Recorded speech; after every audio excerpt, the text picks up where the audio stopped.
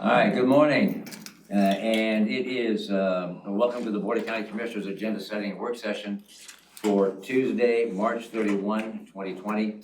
And we'll start with introductions. I'm the Chair of the Board, John Hutchings. Vice Chair, Ty Mentzer. Gary Edwards. Ramiro Chavez. Shelley Slatter, Director of Thurston County Public Health and Social Services. Kurt Harden, Thurston County Emergency Services. Robert Campbell. Katie Johnson. Okay. Welcome, and we're doing, there's only a few of us here. Now joining the conference. Other participants and staff will be phoning in, and that's the interruption here in the background, because the county is still, the doors are closed, but county business continues on. Yes, sir. Still seem to be the busy. Bring it up. From the sheriff's office. Well, he needs to If dial. you'd like to attend, while we get So, yeah, sorry. If you'd like to attend via conference call. We're not engaging the public, but you can listen in. The phone number is 360-252-9020. That's 360-252-9020. And enter 1234. And you'll be here in the room with us virtually. Anything else, Ramiro? No, that will be. And also, although the citizens are welcome to join via conference call, but I think it will be up to the preview of the chair whether you like to get public testimony be part of this conversation. Okay. We have a 2-page agenda today and a stack of stuff to get through. So we'll just see how that plays along. We're going to begin with Joining the conference. a COVID-19 update. And who's going to kick that off, Shelley or Kurt? Yes, I will. Thank you. Good morning, Commissioners. Morning. I'll start with giving you the situation report of the day. This is the latest available official data to us. Cases, 4,896 positive cases in Washington State. I'm sorry, how many? 4,896 positive cases in Washington State. Unfortunately, 192 deaths. In Thurston County, we have 43 confirmed cases, 0 deaths, and we expect that we will continue to see positive cases each day. 18% of our cases have been hospitalized, and the majority of our cases are self-isolated at home and recovering. You also requested information about our local hospital capacity, and so I'm going to share some data with you from our local hospitals. We have been regularly meeting throughout this public health emergency with our hospital and home care partners. On Friday, we had a meeting, Director Harden, myself, our health officer, Dr. Diana Yu, participated in a conference call with executive leadership with Providence St. Peter's Hospital and Providence Health and Services in Southwest Washington. It also includes Centralia Hospital.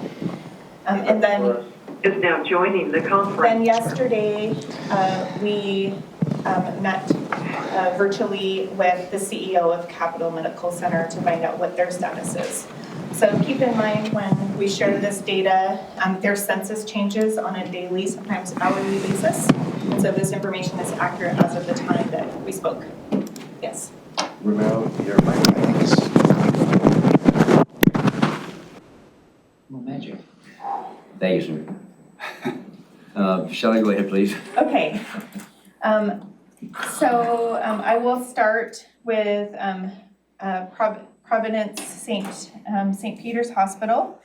They have 42 ICU beds, 290 medical surgical beds, for a total of 451 beds. They are working on their surge plan. Every hospital is required to have a surge plan for any emergency, and they have that plan and have been updating it to consider this emergency. As you know, also, our hospitals have suspended non-urgent medical procedures, which then frees up other space, equipment, and personnel that they have in their hospital. Because of this, they have the capacity to go up to 572 beds, which would include an additional 24 critical care beds that they would convert from other areas of the hospital, plus an additional 85 medical surgical beds. They also, because Providence Centralia is one of their hospitals, they look at the capacity of both their hospitals because patients frequently move between those two hospitals. Yeah, please stand by. For those who are joining the conference call, please mute your phones, your speakers. Or we'll do it For you. those who are joining in the conference call, please mute your microphones. Thank you. Thank you. So one of the things that we also look at and ask the hospitals to share with us is what their ventilator capacity and utilization is. At Providence, they have a total of 67 ventilators. Again, some of these ventilators are used for other types of urgent procedures. So currently, their utilization of their vents is 75%. So they have a very small capacity to increase in the event that we had an increase in hospitalized COVID-19 patients that required ventilation, but they do have some capacity. At Capital Medical Center, they have a smaller hospital, but more available capacity than Providence at this time. They have 72 medical surgical beds and 10 intensive care unit beds. They have, their census is lower than Providence. Right now in their ICU beds, they have 3 to 4 of those beds occupied, so they have room in their ICU.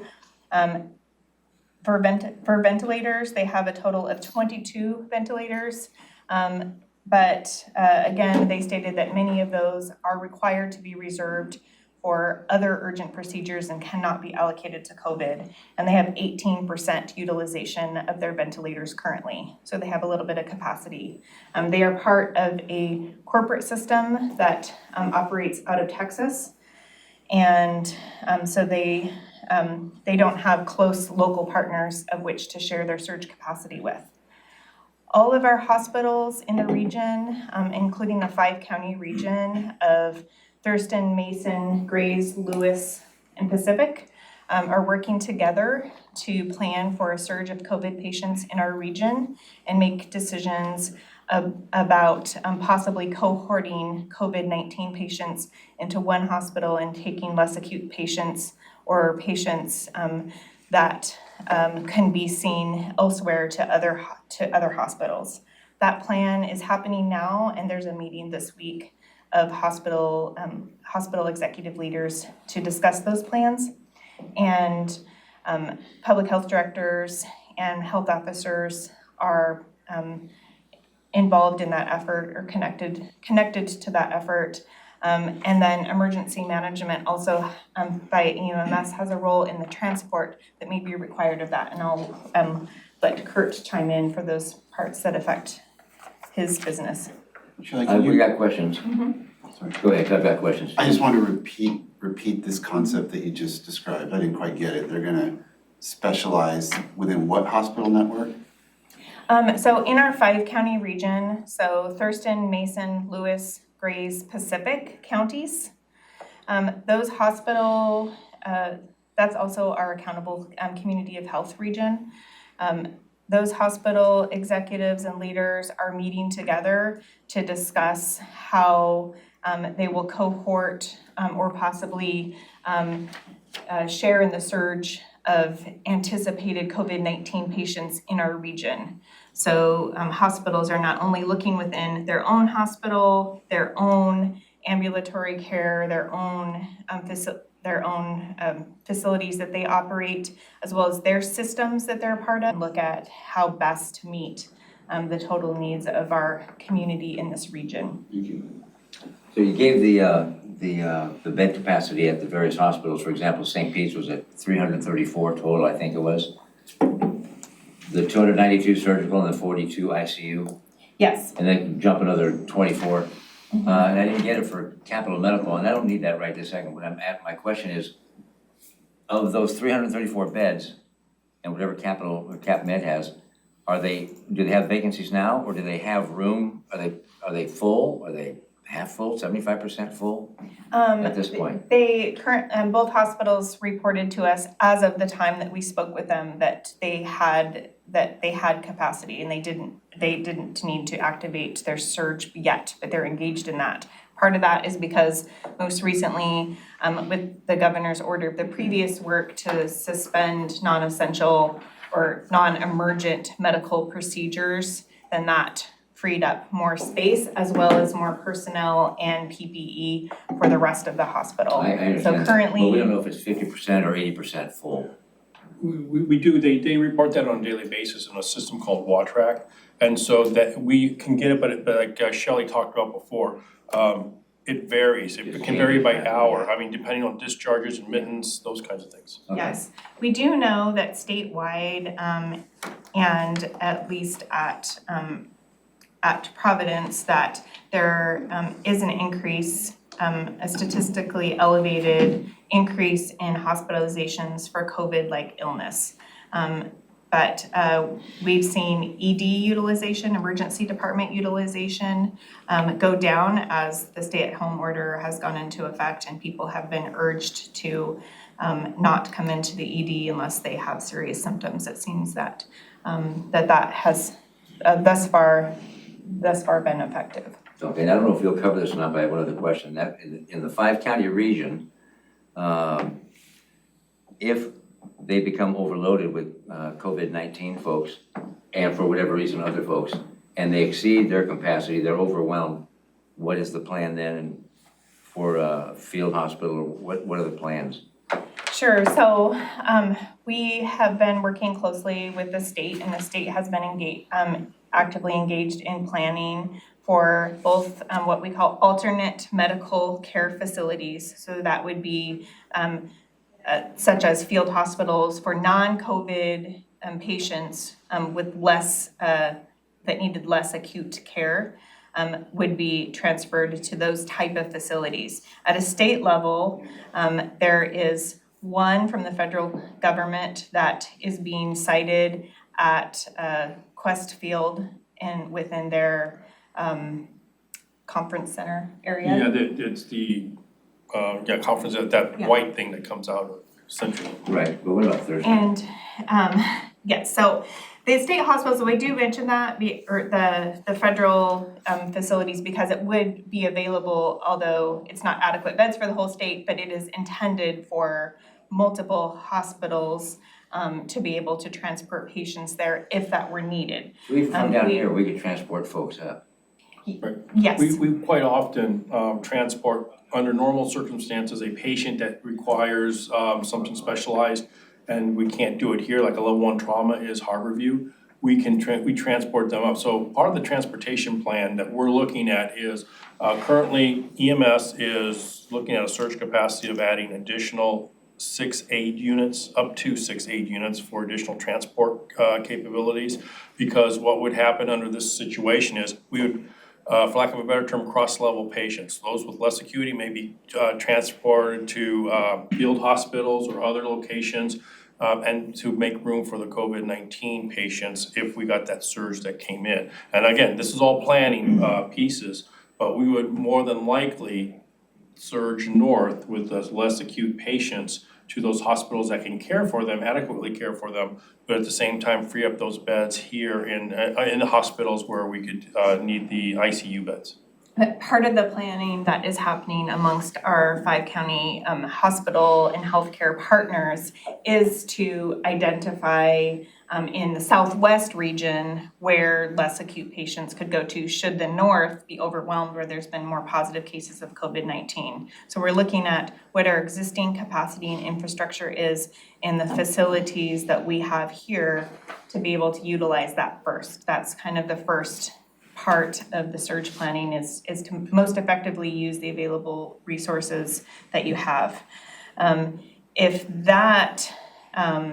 all of that exceeds our capacity in our region and we are completely overwhelmed, and we hope that with the stay home order and people abiding by the stay home order, that we won't get to that here in our region. But if we Is now do, joining the conference. that's the piece of planning that we're engaged in right now, is we need the information from the hospitals to know what the gap is so that we can locally develop plans to do that in partnership with other counties.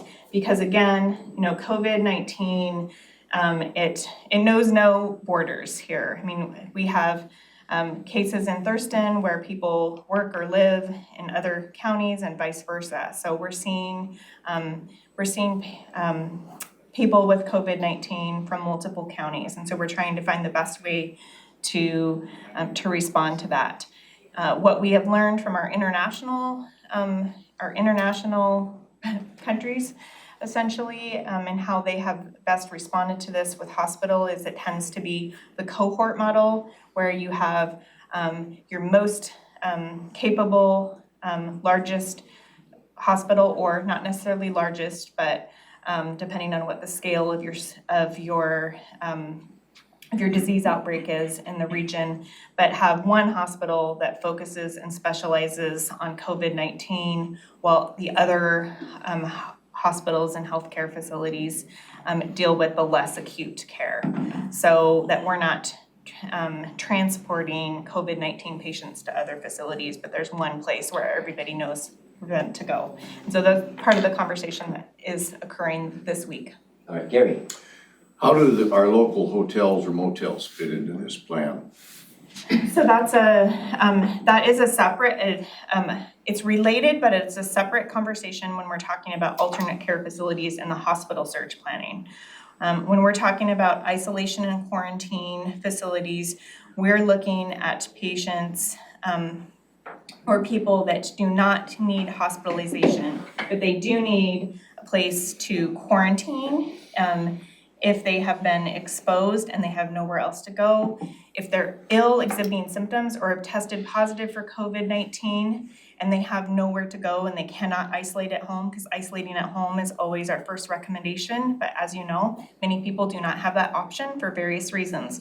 Could be because they do not have a home of their own, they're living in a shelter, or they're unsheltered, or it could be that they have another family situation, such as vulnerable family members at home, and they can't return to home to isolate, and there's no other option. So when we're looking at isolation and quarantine, we're trying to take the burden off our healthcare system to take care of those that need a place to isolate and recover and don't need hospitalization or intensive medical care. And that's where we have a team that has been working on identifying local Thurston County options for us, and we are prepared to share details of that with you if you want to shift to that. Okay. Anything more, Gary? No, Fine, nothing? just as long as it's part of the plan. That's- Thank No, you. and in fact, we have reached out to local hotels, and Kurt and his staff has done a due diligence, and we have received some quotes as to how much we can probably lease the hotel rooms for a period of time, which 30 days, 60 days. So we do have that price in front of us. Also, they extended the offer for the county to purchase those two hotels, and we kindly declined that option at this point. Good idea. And again, that's just a plan. We're preparing just in case. I don't want people to start getting very concerned that, oh, you're gonna put a whole host of COVID-19 people around the corner from my house. This is just a plan. We're preparing, but we don't have any expectation to utilize that. Correct. Well, we have expectations that if necessary, we can execute the plan. Yes. But you want us to do worst case scenario planning, and that's what we Yes. do. And so prepare for the worst, hope for the best, absolutely. And I will tell you also, if Director Slaughter came to me today and said, I need space for someone to quarantine or people to quarantine or isolate, we can execute today, if necessary, through individuals from 1 to over 100 if necessary. It's scalable, in the process. We are also working with the state and federal government on the process as well, because once it's approved by the federal government, and we don't need their approval, but once it is approved by the federal government, then they will reimburse at a minimum of 75% for the cost of that process. So that's why we're working closely with them hand in hand. But if necessary, we could execute it today and then move it forward. Very nice. Okay. Okay, do you have more? Yes, so I want to talk a little bit about I mentioned the EMS surge capacity. They're working to get those 6 additional aid units. That would be scalable as well. We start with 2 and move up to 6 as necessary. Again, contingency planning. And there's a cost that comes with that as well. But having said that, we don't use the cost, we don't incur the cost unless we have to activate the plan. And then and those 6 additional aid units are designed if the EMS system gets overwhelmed, the current transportation system. And we anticipate that moving patients is going to be critical if we get to that surge piece of it. We can talk PPE if you want to as well, and I can give you a quick update on PPE. There continues to be a shortage of PPE, personal protective equipment, for those listening at home. I will give you an example. Last Thursday, we received from the Strategic National Stockpile, SNS, 206 masks, 206. Just one hospital, Providence St. Pete's, their need was 6,000 masks. So I'm just giving you an example of the shortage that exists out there. And so what's happening is EMS is going through a recycling. What they're doing is they're taking their masks. The provider will take their mask, put it in a biohazard bag or other plastic bag, put it aside for up to 3 weeks. And then during that time frame, the virus will be dead in the mask. If it is on the mask, it'll be dead because the droplets dry up, the mask sits there, and that goes beyond the expected contamination of the virus on the surface. So then, if necessary, and this is not a preferred method, but if necessary, that same provider 3 weeks from now can grab that mask if we have no other options and reuse that mask. It's better than not having a mask at all. And so we're doing that process of recycling. Many of our healthcare facilities are doing the same thing. We're forced into this situation. We're getting donations of masks, and those are going out into the system as well, that we're redistributing those amongst Thurston County healthcare facilities as well. So what the public brings to us, if it's serviceable, we are distributing those out into the healthcare system as well. May I stop you there for a moment? Yes, sir. Can you hold up your mask for a moment?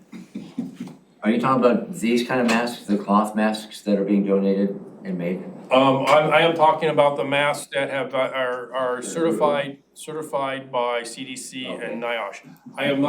We are not, well, I appreciate what people are doing with those. I cannot distribute those out to healthcare facilities. They don't meet standard. Yeah, because they don't meet the current standard, that is correct. I have a close friend that's making these as well, and I'm reaching out to group homes, senior centers and such to find out if they will take these, because she wants to donate these to the facility. Washable. They're washable and such, but I didn't know if you were taking those at all. We are not able to take those and redistribute them because they don't meet the standards that we're looking for. But seniors would sure wear these things. Right, correct. I mean, it's absolutely. So sorry to interrupt you, Kurt, go ahead. That's good. And then ventilators, I want to give you an update on ventilators. Director Slaughter talked about ventilators inside of Thurston County. The state received 500 ventilators from the Strategic National Stockpile. The request was for 1,000. So there's a shortage of ventilators, but just because you have a ventilator, you need the trained staff to go with the ventilator as well. And that's one of the key shortages that we have, that I've seen across the board, across the country, is trained staff to operate those ventilators. And I'll give your wife credit for, you mentioned for making these masks for us. I thought it was very cool of you to do that. All right, go ahead. Okay, and then the field hospital is being set up at CenturyLink. It's 148 bed capacity. Originally, the state was supposed to get 1,000 beds for 250 bed hospitals. Those came back last Friday, and we were told that we were only gonna get 148 beds from the federal government. And so as part of all this, I will tell you that there's a lot of moving pieces and parts. The Thurston County ECC was activated on March 3rd. There's a whole host of people there that are working these pieces of these problems, trying to solve and come up with solutions. And so I will tell you that I wanted to make a plug for continuity of government and continuity of operations. Right now, Thurston County is under their continuity of government, continuity of operation plans, but this is a piece that the state has requested, and the auditor knows this. The state has requested a copy of the elections continuity of operation plan for our elections in Thurston County. Mary Hall, who's the auditor, we talked with her. We released that to the state this morning. I will tell you that I feel fairly confident it's probably the most comprehensive plan for elections continuity in the state. And I say that because Mary Hall and her staff have done a great job working on that. But they're looking at that because there's a concern about elections here in the state of Washington and the continuity of elections. At this point, elections are continuing on throughout the That's my state. understanding. Unless the governor changes his mind then on that, okay. Gary, any questions? No. Ty? Anything to follow up on that with? Yes, and in fact, I attached to your packet, I believe the board requested additional information related to some strategy the jail is currently practicing. Let me see if Chief Thomas is on the phone. I'm sorry, can I ask one No, go ahead. question since before we get off COVID?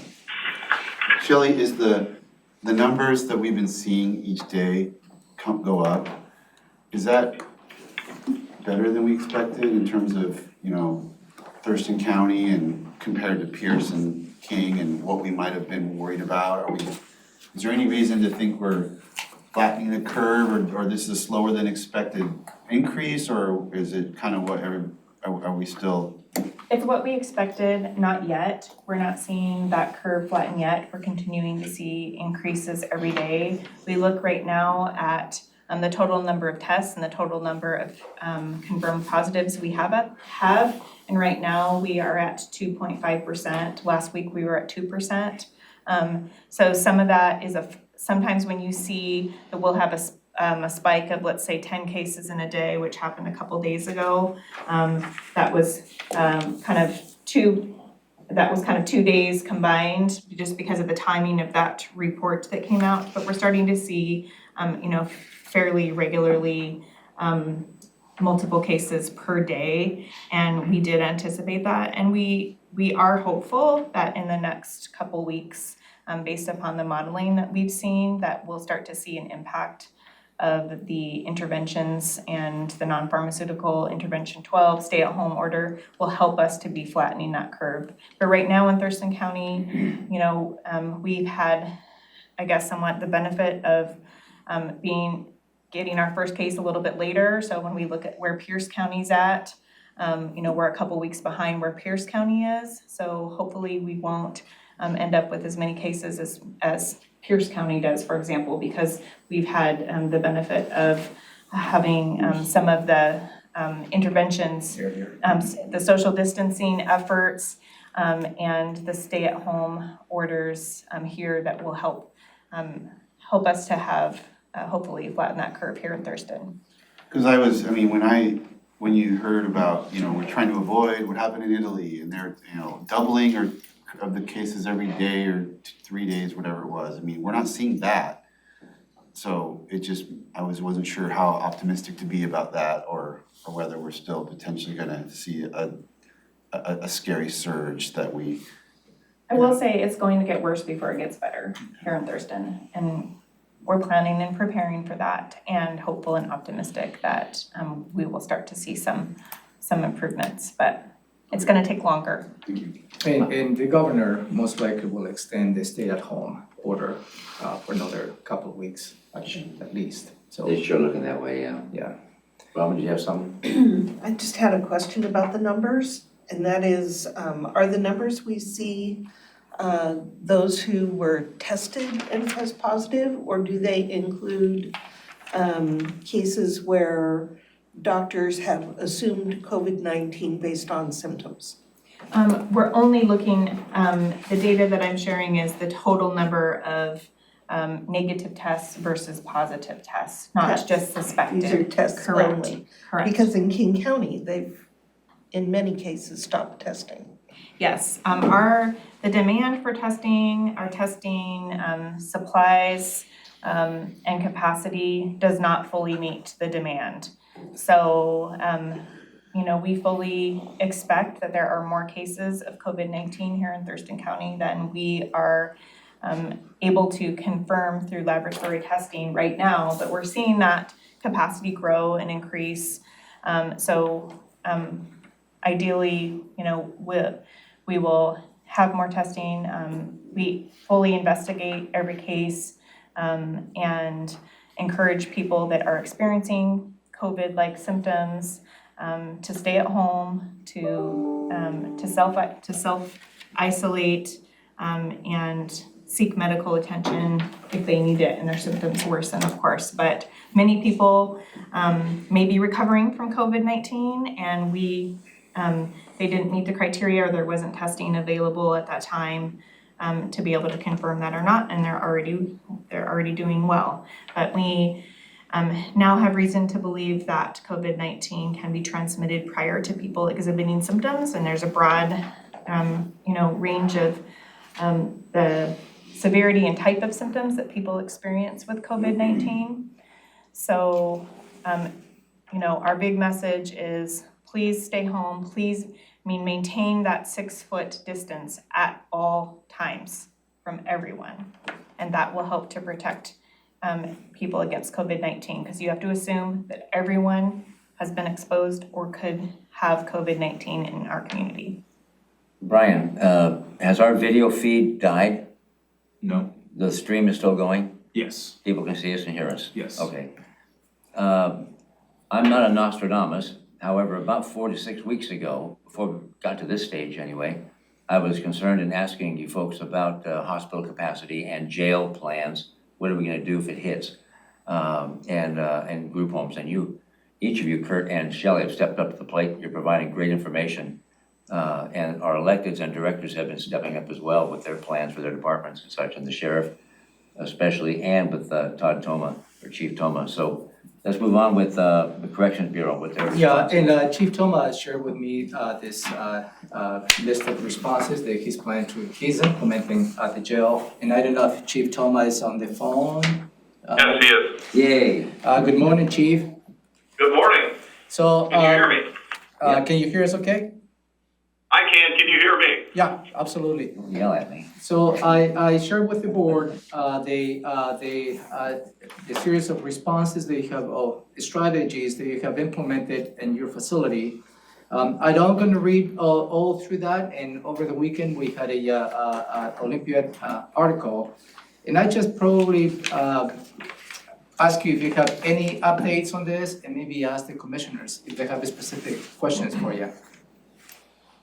I don't. What I provided you is pretty up to date. Our focus is right now primarily on mitigation, isolation and quarantine, and medical response to any potential issues.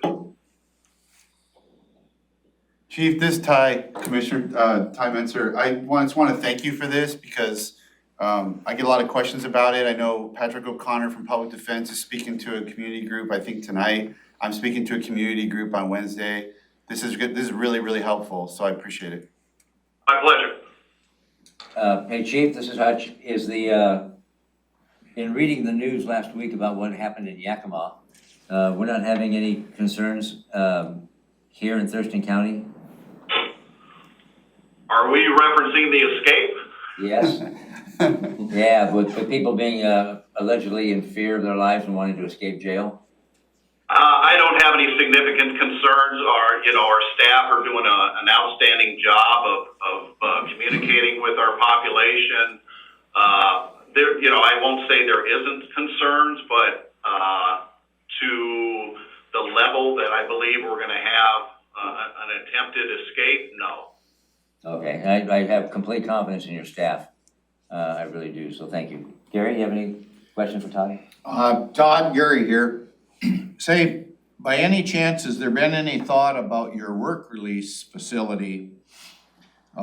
those individuals that are allowed to go out and work and then come back in, might it be, have you given it any thought about just, if they're good enough to go out for 8 or 10 hours, maybe just leaving them out and having some kind of a check-in?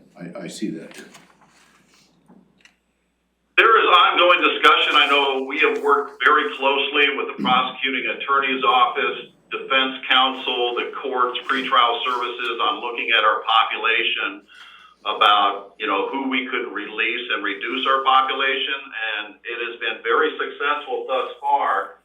If you look at a comparison to our average numbers for the month of February and just take a snapshot today, we're at about a 32% decrease in our overall inmate population. Specific to work release, we have mitigated some of the flows of those folks participating on that particular program. We're not allowing job search. We're not allowing folks to go out and program in the community.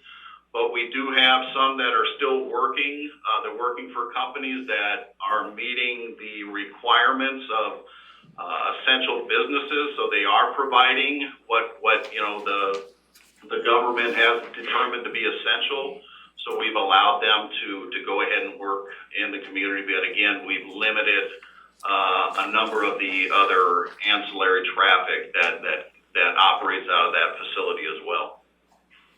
I guess my concern would be that the potential of them being out and then bringing something back to the facility.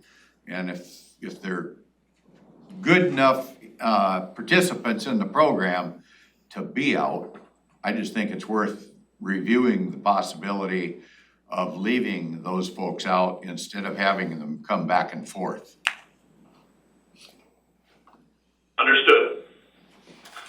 Anything else? Todd, thank you very much for this 2-page update on your responses. It's wonderful. Thank you, Chief.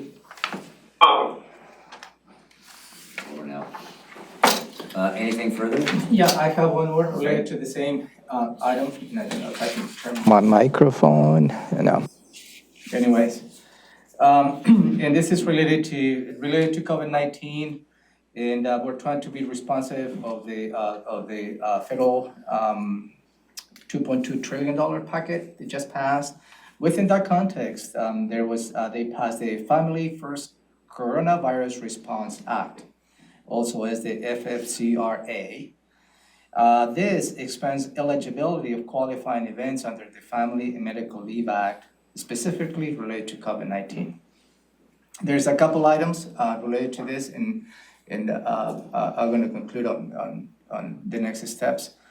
One is the emergency paid sick leave for employees who cannot report to work or telework is subject to quarantine or isolation order or is self-quarantined due to concerns to COVID-19 or who is experiencing symptoms of COVID-19 and seeking medical attention.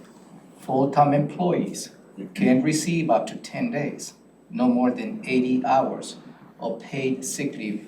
What I'm reading is all federally funded.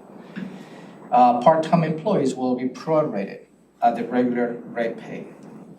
Also, the subset, emergency paid sick leave will be paid at 2/3 of employee regular pay if they need to take time off to take care of an individual subject to a quarantine and isolation, to take care of a child who is at school or child care providers is closed due to COVID-19 public health emergency, and because they are experiencing COVID-19 symptoms. So, and that is this 2-step process. An individual who is facing actual symptoms is quarantined or isolated. The federal government will pay up to 10 days, no more than 80 hours. And a subset of that is in case an individual needs to take some time off to care for others, then they will be paid at 2/3 of their regular pay. There is also another element, which is the paid health emergency leave. And that is employees who must care for a child under 18 whose school or child care provider is closed by a federal, state, and local authority in response to COVID-19. This leave is available to employees who cannot telework. The first 2 weeks of this particular, the public health emergency leave, shall be unpaid, but employees may use any accrued leave as they have accrued on their books. Leave taken beyond the 2 weeks will be compensated at 2/3 of the regular rate pay. So the reason that I'm stating this is because this is going to be replacing the paid administrative leave that we have implemented in the county. At this point, we need to migrate into what the federal government is giving us an opportunity, because if we don't take advantage of what the federal government is giving us, then we put ourselves in a very difficult situation if we don't obey by those rules. For me, perhaps maybe consider as a gifting of public funds if we continue with the paid administrative leave by the county without taking advantage of the federal government's help. There are some provisions within these things because we have approved some individuals already medical leave to use if they have been quarantined or isolated related to COVID-19. For those approvals that have been approved prior to April 1st, which is tomorrow, that's when the federal regulations start taking place. Those will continue on for the 14 days, and then the new strategy will take place, the new law. So we're going to start migrating out of the paid administrative leave. We're working with Robin and HR, Maria, to develop a policy that clearly states the steps that we need to take. And that policy needs to be approved on an emergency basis. And I will recommend for you to perhaps delegate that authority to the county manager for approval of that policy. But if not, I can bring it up for another time for you to consider. We need to move fast on this. You know, the federal bill passed last week. We're trying to come up with all this. This particular act goes from April 1st, 2020 to December 31st, 2020. So it's for the remainder of the year beginning April 1st. So that is where we are. Some employees may be affected by this. If for those employees who cannot telework, certainly those will be affected by this leave. And if they don't have any accrued leave in their books, certainly that will be an effect to them. So we're working on the strategies as to what the next steps will be. And perhaps they may have other options. Then they will move into, if they use all this federal government help, if they use all their accrued leave they have in the books, there may be an option to access the Washington state paid administrative leave. And then we'll go into unpaid leave, and eventually we'll get into layoffs. There is no other way that we can probably manage this. You want to add something to that? We're just working very hard to understand the federal act and figure out what our options are here, with the intent to keep our employees as whole as possible. I don't always trust the federal government, and so when I hear that we're gonna have this relief coming, I'm grateful for that, for our employees, but are there any strings attached? And what kind of proof do we have to provide without violating HIPAA? And will there be a substantial delay in reimbursement or payment? Do we have any idea of those questions? So we don't know what the reimbursement process will be yet. As far as HIPAA, this act requires documentation if you're claiming the sick leave benefit. You have to have either a letter from a healthcare provider, certain types of healthcare providers, or if you're caring for a child, you have to be able to document that the school or daycare is closed. So documentation is required. That's going to be true for any kind of funding that we're going to try to access. The county is carefully documenting everything we do. Well, I just look for any kind of hidden, I mean, it took so long to get this $2.2 trillion bill through at the federal level with all kinds of stuff added and taken away and added again that had nothing to do with this. I want to be sure there's no strings attached that obligate us to, oh, okay, we have to have ice in our building now. We're trying very hard to understand So the the bill was like this thick. well, true, but we're also getting it in pieces. So for example, this piece, which is under that umbrella of a bill, came from the Department of Labor. So we're trying to understand this piece and put it in place. Other pieces have to do with medical supplies. Kurt knows about that. We're still trying to get our hands around this massive aid bill. All right. But if I may, you're absolutely correct. Every time that we get federal funding, there's There are requirements and always strings attached. So, and that is just part of that. And what I'm struggling, we need to confirm is if the federal government provides a tool as to how we can compensate employees, if the county doesn't use that tool and continues to pay administrative leave or our own, that is a very difficult position to be in. And for me, at least, we're trying to avoid this gifting of public funds because this is a tool in front of us that we must utilize. Okay, questions? Okay, Gary, go ahead. Who's gonna pay for the overtime for backfilling? And the example I might use is, say, parks. I mean, you've heard me say this before. We've got 4 parks employees. Lacey's got 38 parks employees. We can't hardly not have anybody there if we're gonna keep our parks available so we can keep some normalcy to citizens that wanna go for a walk or whatever it might be. Or the solid waste, where we're in that same situation where we had to shut down because we had not enough staff and we're gonna have to backfill. So now if we implement this, at least we'll keep track of the overtime, I'm sure, to be able to bill for it, even though it might not say so in there. I think it's prudent on our part to keep those kind of records, but I'm just asking that question, is there a provision in there to backfill for overtime? Because so many of our positions, we're at such minimal staff anyway, under normal conditions we're minimal. How are we gonna do this and then backfill? My understanding of this provision is only for those employees who cannot work. That's correct. And for employees who can work and perhaps they're gonna be on an overtime basis, we have means as to how we compensate those, whether it's depending on the funding they're funding. But I would assume, in your example, the parks, we're not gonna be experiencing any overtime because all the parks are closed.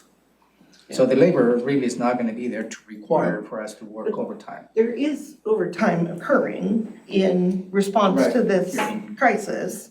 We are carefully tracking that overtime. There are payroll codes that people have been asked to use. And we will be able to charge overtime that is specifically related to the crisis to the FEMA Public Assistance Program. I don't know yet about any overtime incurred when we try to, later when we open things up and try to catch up on backlogs. There's questions about other types of overtime, but any overtime directly related to the crisis, we will bill to FEMA and then we'll see if they pay. That's significant, though, there. Let me see Yeah, that's if another hurdle. Maria's on the phone. Maria, are you there? Good morning, yes, I am. Can you hear us okay? Can you hear me? Yeah. Do you like to add anything that perhaps Robin or I missed? No, I think you've covered it pretty well. I think what I would emphasize is this is expanding the Family and Medical Leave Act, and so we're just trying to put all the measures in place to ensure that employees that have these entitlements, that we are able to process it as quickly as possible. Do you have anything for Maria on this? No. Okay, do you have anything, Gary? Hey, Maria, I want you to say it, because I know the answer. Throughout this whole response that we have at the BoCC for the county and our employees, No one has lost any benefits or pay, have they? Correct. Thank you, okay. Good, thank you. But this may change that, Commissioner. This may change that, Then explain that again for me. because there's limitations as to how For the much the Fed. federal government will pay for those individuals who will not be able to work via telework. So there's limitations on this. So if there's, 10 days. beyond the limitations there's stated with the federal government, the employees maybe start using their own personal leave. Okay, so there's a, So at that point that's the escalation that we need to go through. So this, at this point is a benefit, but eventually depending how long this emergency is gonna be put us in the position to, employees may be affected. And that is important for anybody who's listening to this. That is the message of this new, the new reality. but even if the government, I'm sorry, but even if the feds didn't kick in with this assistance, if this continues into April, May, or whatever, we'd still be in the same position, wouldn't we? Well, then Well, the people would have to conversation use- is whether the county will continue to pay a paid administrative leave. And that would have been another conversation I needed to have with you, with the board, because that is an impact. Okay. I'm sorry, you got something, but go ahead. Mary. Well, there is a provision in there, if you wanna talk about reductions, and I think it's that 2/3 pay kicks in after a certain period if you continue taking time off. So you can have some reduction. And they can probably, and I think that's what the policy is gonna be a little more in detail. When they pay 2/3 of the benefit, there is an opportunity for employees to pay for the remainder, so Like a copay. they stay whole. Yeah, But the unfortunate part of this is we don't know when is the end date of this right. emergency. So it will be great if we can say, put on 3 weeks, we'll be back to normal and employees will be full-time employed again. That will be extremely difficult for all of us to assert that. So, Yeah. and that is, and again, it is important to whomever is listening that this is gonna be changing the way we're managing employee accruals here in the county. Robin, There's also a question that I have that we've not had an opportunity to talk about yet, in that I don't think that this bill covers everyone. It covers people who are sick or experiencing symptoms, or people who are caring for someone who is sick or experiencing symptoms, or someone caring for a child who it does not have school or daycare. The group that it doesn't cover while we're on a stay-at-home order is employees who are not considered essential to have to show up to work or can telework. So people who we basically assign to home. There is no leave in this bill that would cover them. So that's part of what we need to work out, is how do we cover those employees? the yeah buts. Yeah. Okay. And also the bill has a limitation in terms of a maximum of compensation. Yeah. So it's not like that an individual, the going rate will be compensated. The 80 hours or 10 days has a limitation. And let me give you what the limitation is. Full-time, it's $511 a day. That's $510,000. $200 a day at the 2/3 rate. So there's also, it's not just the benefit, also it's a limitation.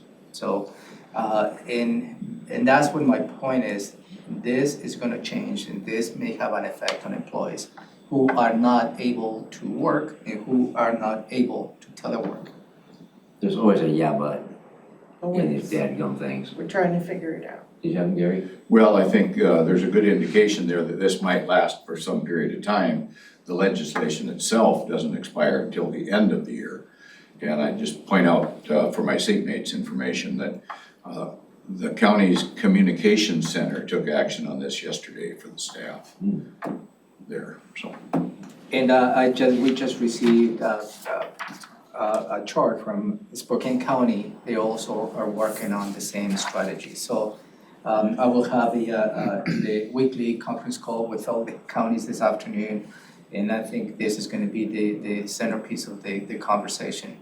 Because I believe all the counties will have to move into the new model. All right. Anything else? Ty, Gary?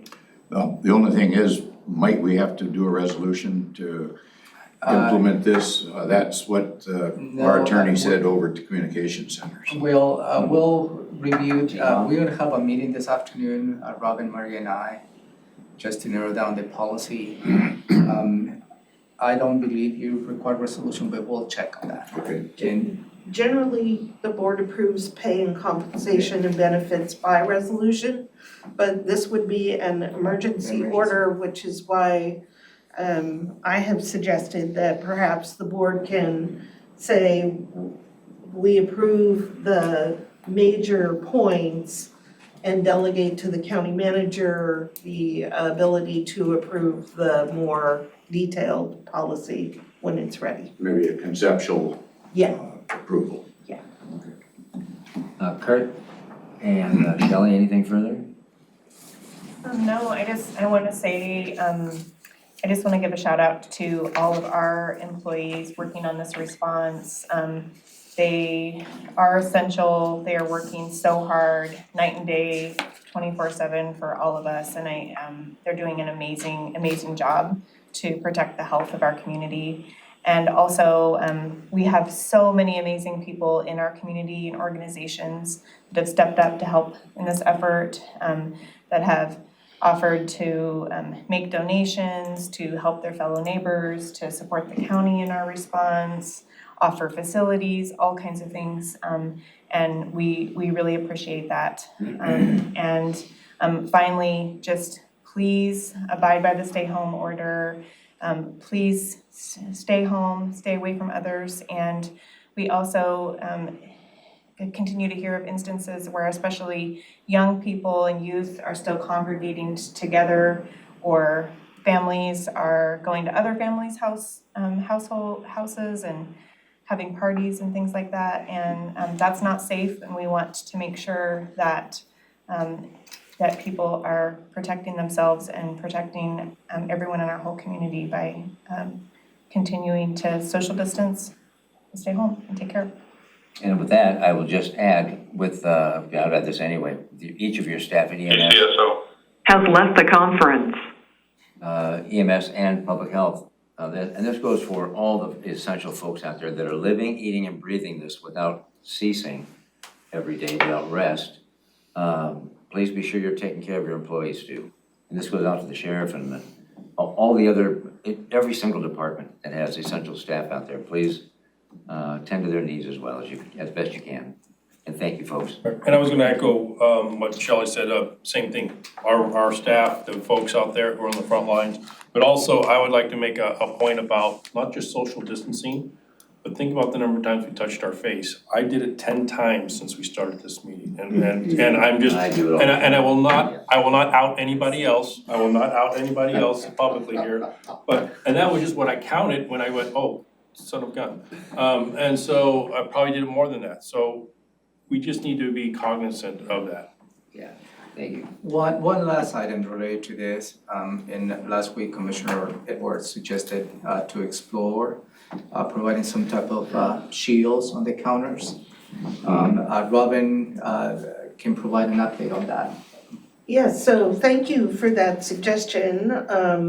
Central Service staff were able to find something that I believe you were describing, something very simple, 30 by 36 plexiglass with an opening cut out at the bottom that would mount using bolted, I'm at a loss for what they're called, but they would simply be bolted to the counters.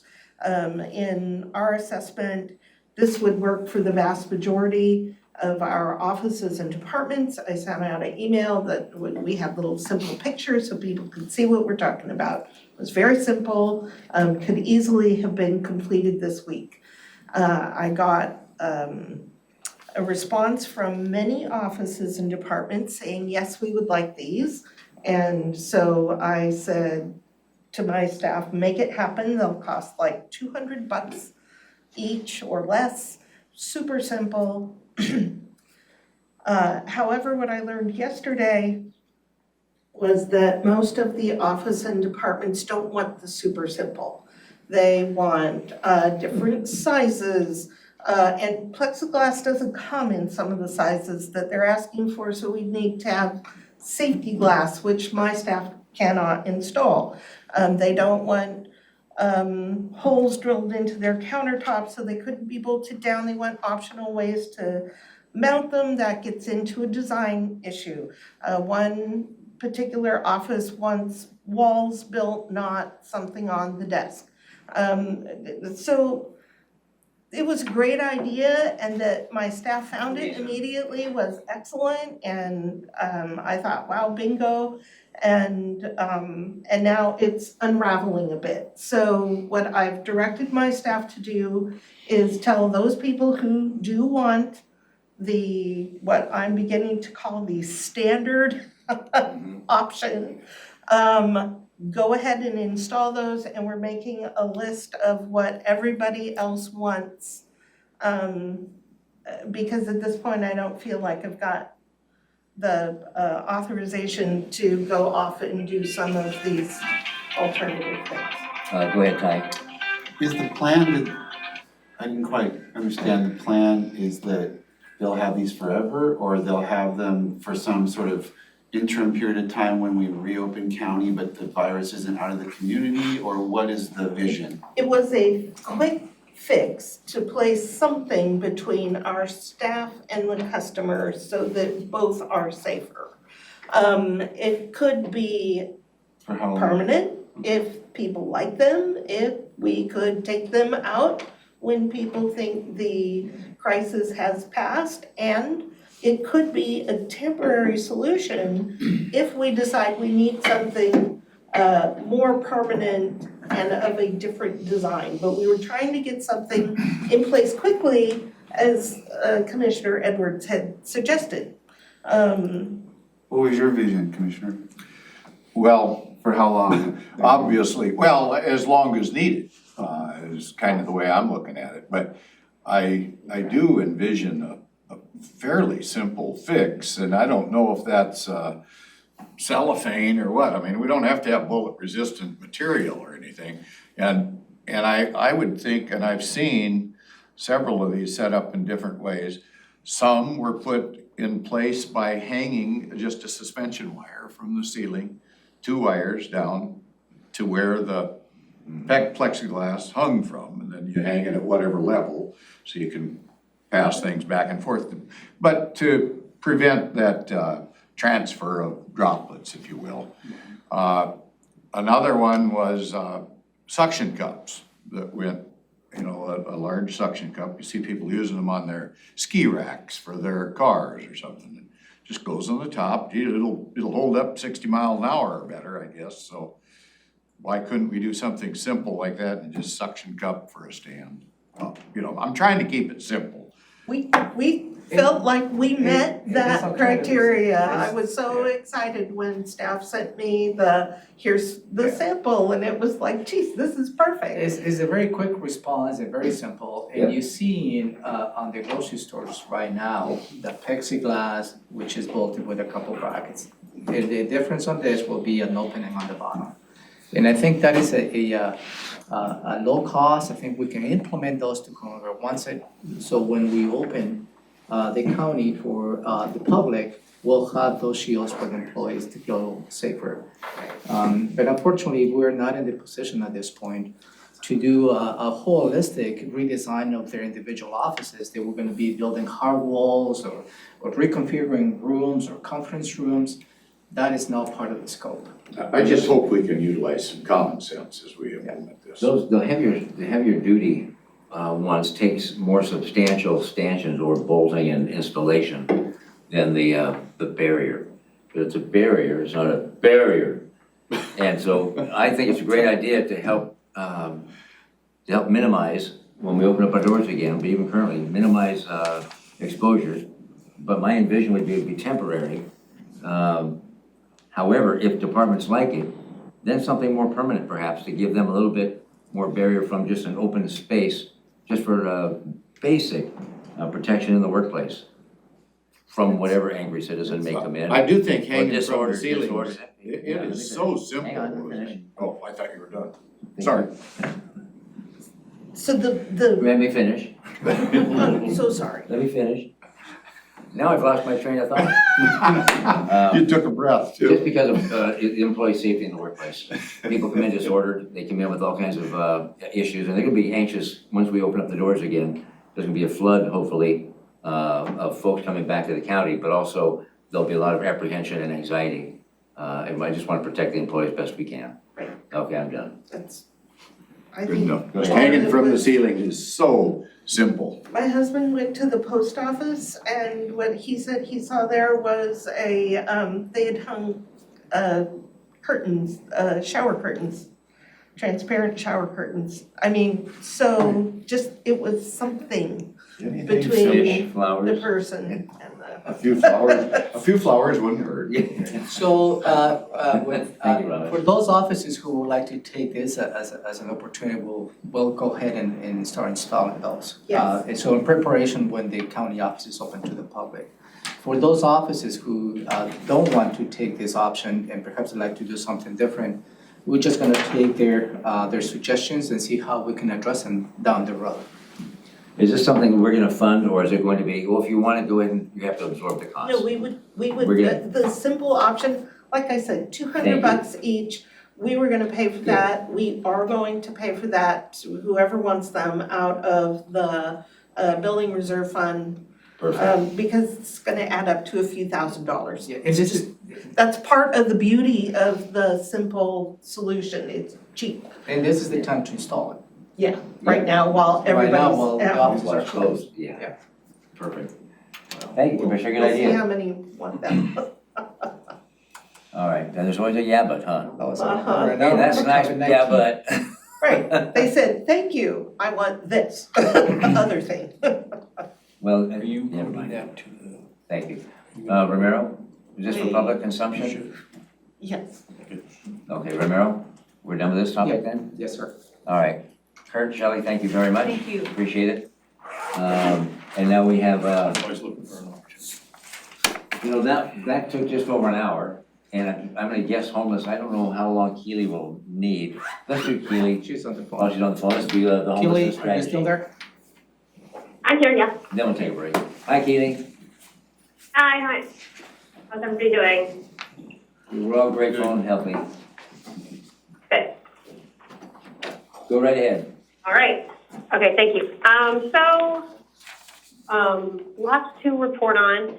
Last week, we discussed the Commerce contract, or the Commerce grant.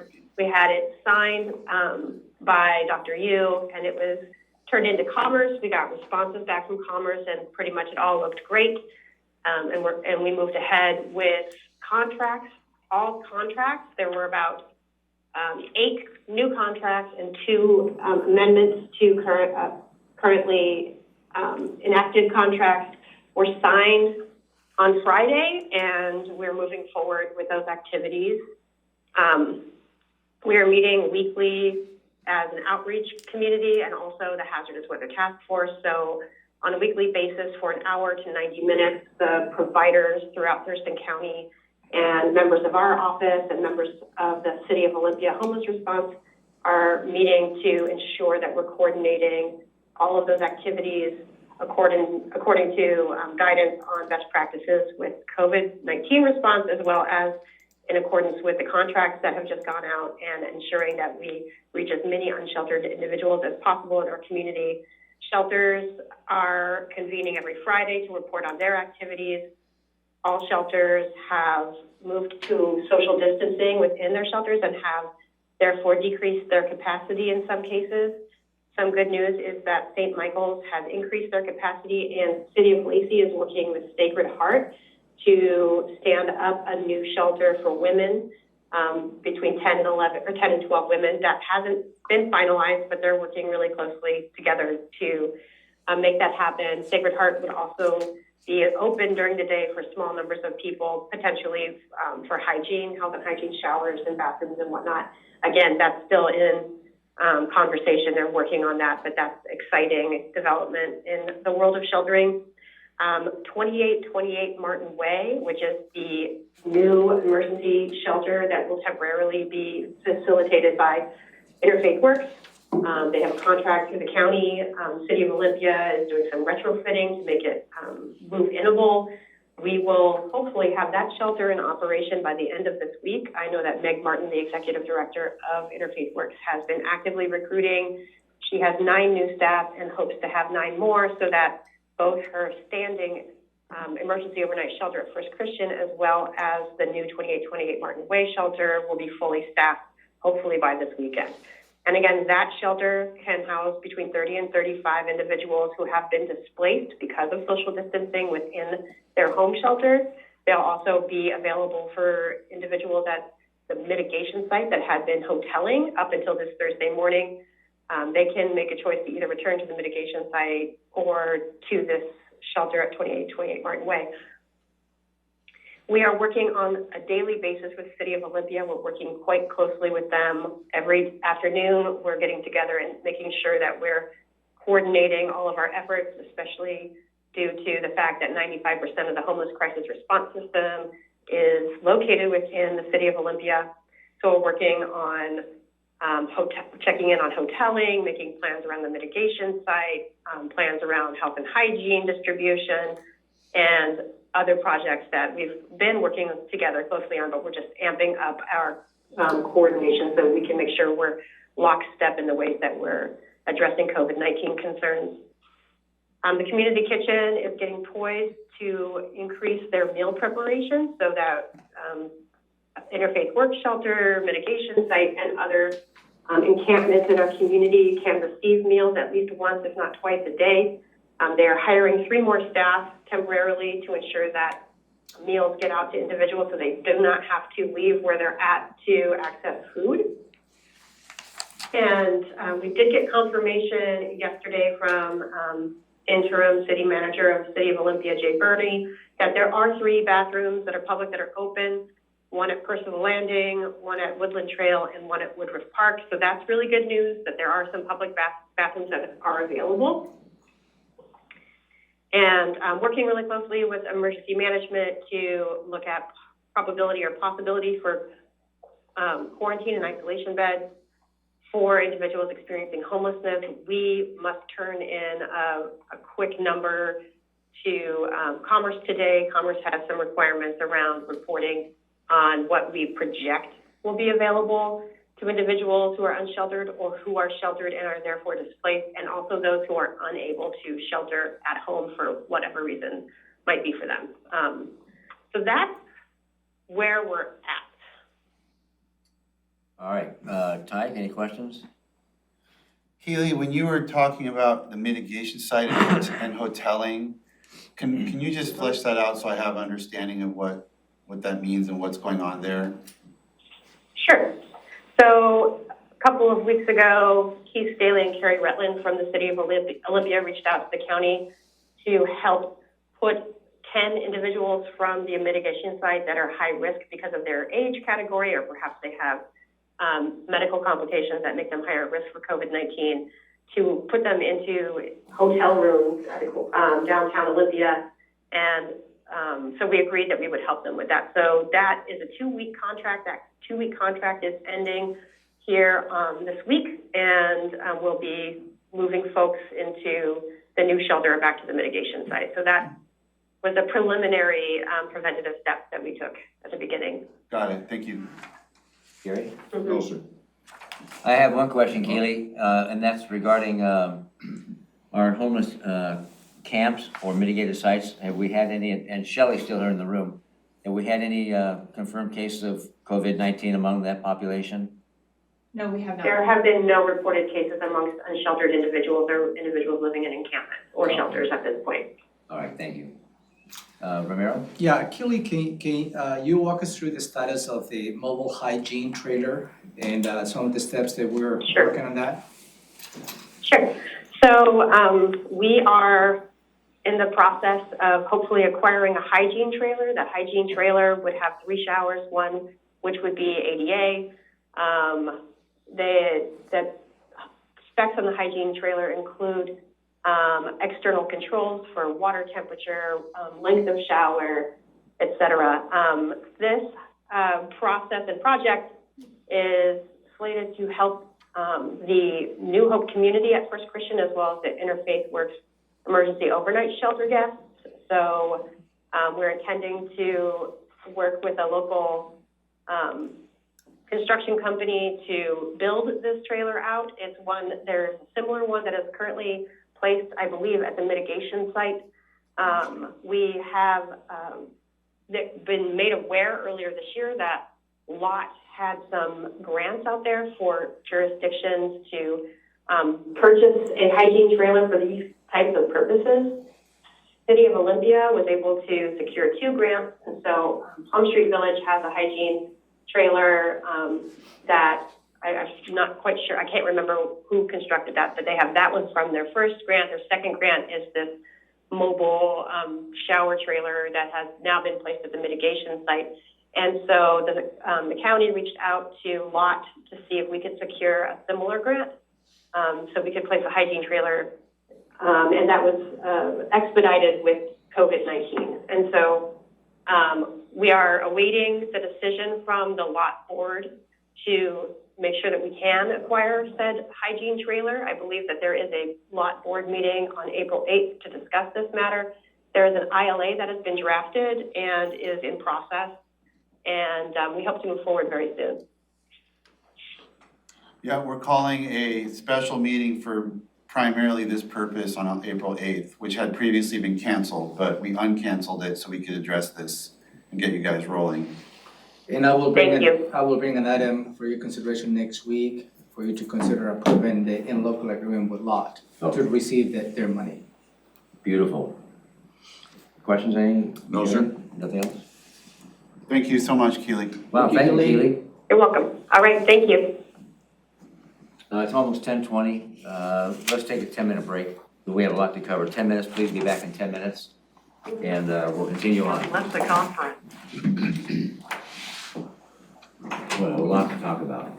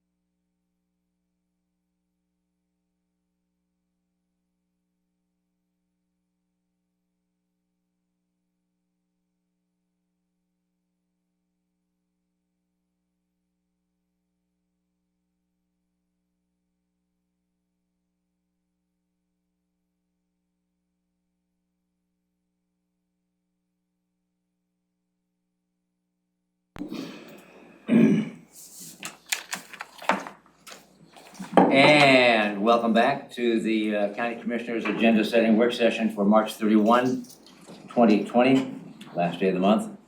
Under very unusual circumstances, since the room is empty, and we're gonna get through this agenda and just keep pressing on. So now we're reviewing the BoCC draft agenda for March 31st today. That meeting's been canceled. And you have the items on that agenda below. And we have the agenda items, yep, on this sheet. The necessary and routine items. Yeah. Thank you for the clarification. So let's go through that. You want to just press on through them?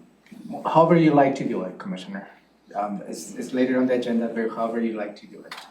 Let's see, Board of Management Commission. Oh, it is later in the agenda, okay. We'll just keep going right down the order. So we're gonna review the Board of County Commissioner draft agenda for the meeting April 7th, 2020, which will be canceled. Well, that's my recommendation, so Yeah. whatever the board's desires on this, because you agreed to consider cancellation of board meetings on a weekly basis. So my recommendation is for you to cancel next week. Thumbs up? Thumbs up?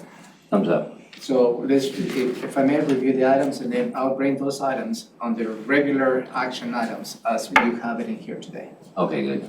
So go to the April 7th agenda. Let's go. Walk us right through it, Romero. Consent items, 3A is for you to consider appointment of Ms. Angela Hawk to the Area Agency on Aging Advisory Council. And this appointment is at large for the terms of April 7, 2020 through April 7, 2000. The very short term. Well, I'll review the action when you take an action. Yeah. I need to review that, because I think it's a 3-year term. So the actual item when you consider taking this action will be corrected. All right.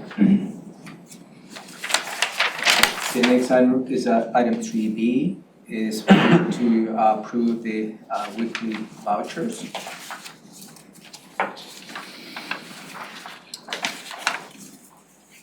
The next item, that's from Superior Court. This item is not ready, so we'll skip that.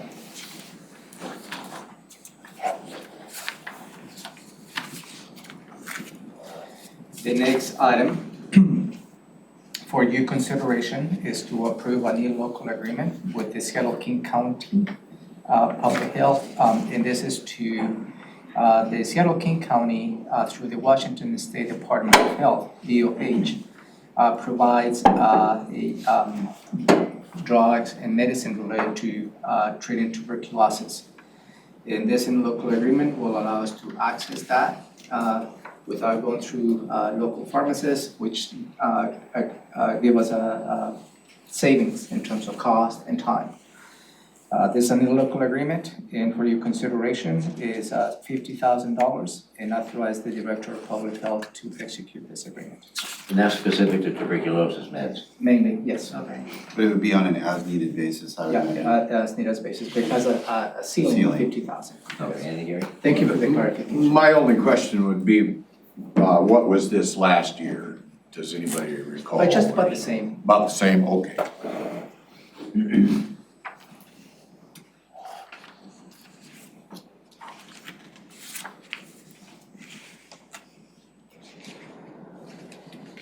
Number 6? Yeah, the next two items, Commissioner, is Public Works. And this is a follow-up to the request for proposals for the solid waste contracts.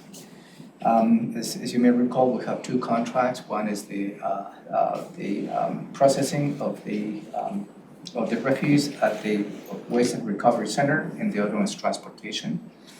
You had an executive session where we discussed many items related to this contract.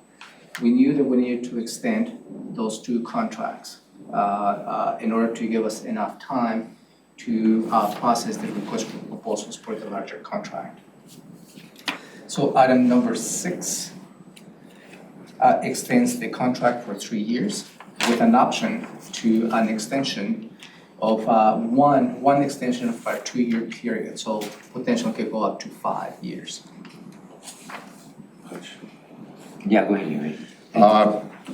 Did we make any adjustments that we need to be aware of as far as any of the fee structure? The only adjustments that we have taken the current dollars that we pay in 2019 for tonnage.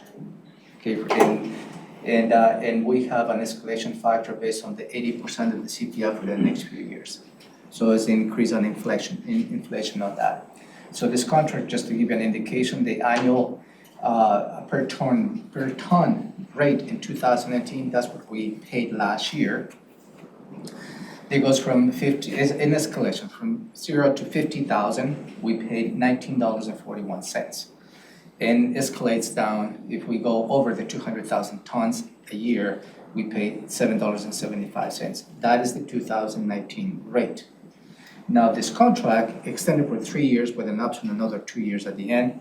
It has an escalation factor of 80% of the CPI every year, with a minimum of 2.5% effective in the upcoming years. So that is the changes on that. I guess I still probably have some questions in regard to, are we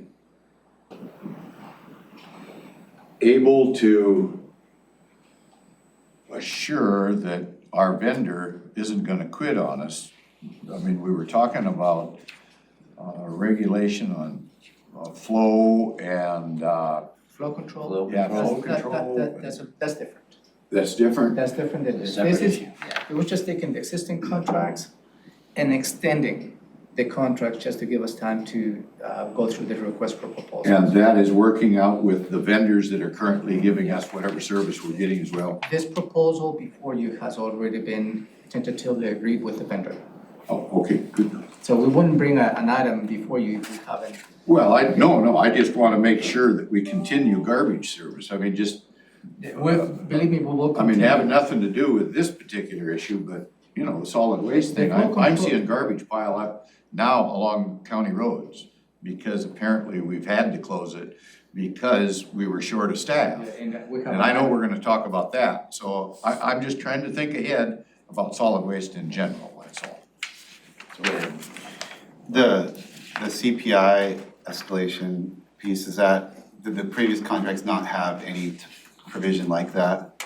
Okay, and I know when we were discussing this last, there was concern from Jennifer about some of the requests during these negotiations, and so I'm imagining by bringing this forward, she's satisfied that this is That is correct, and this is, I think, is a good balance, just to establish some escalation factors in the next 3 years.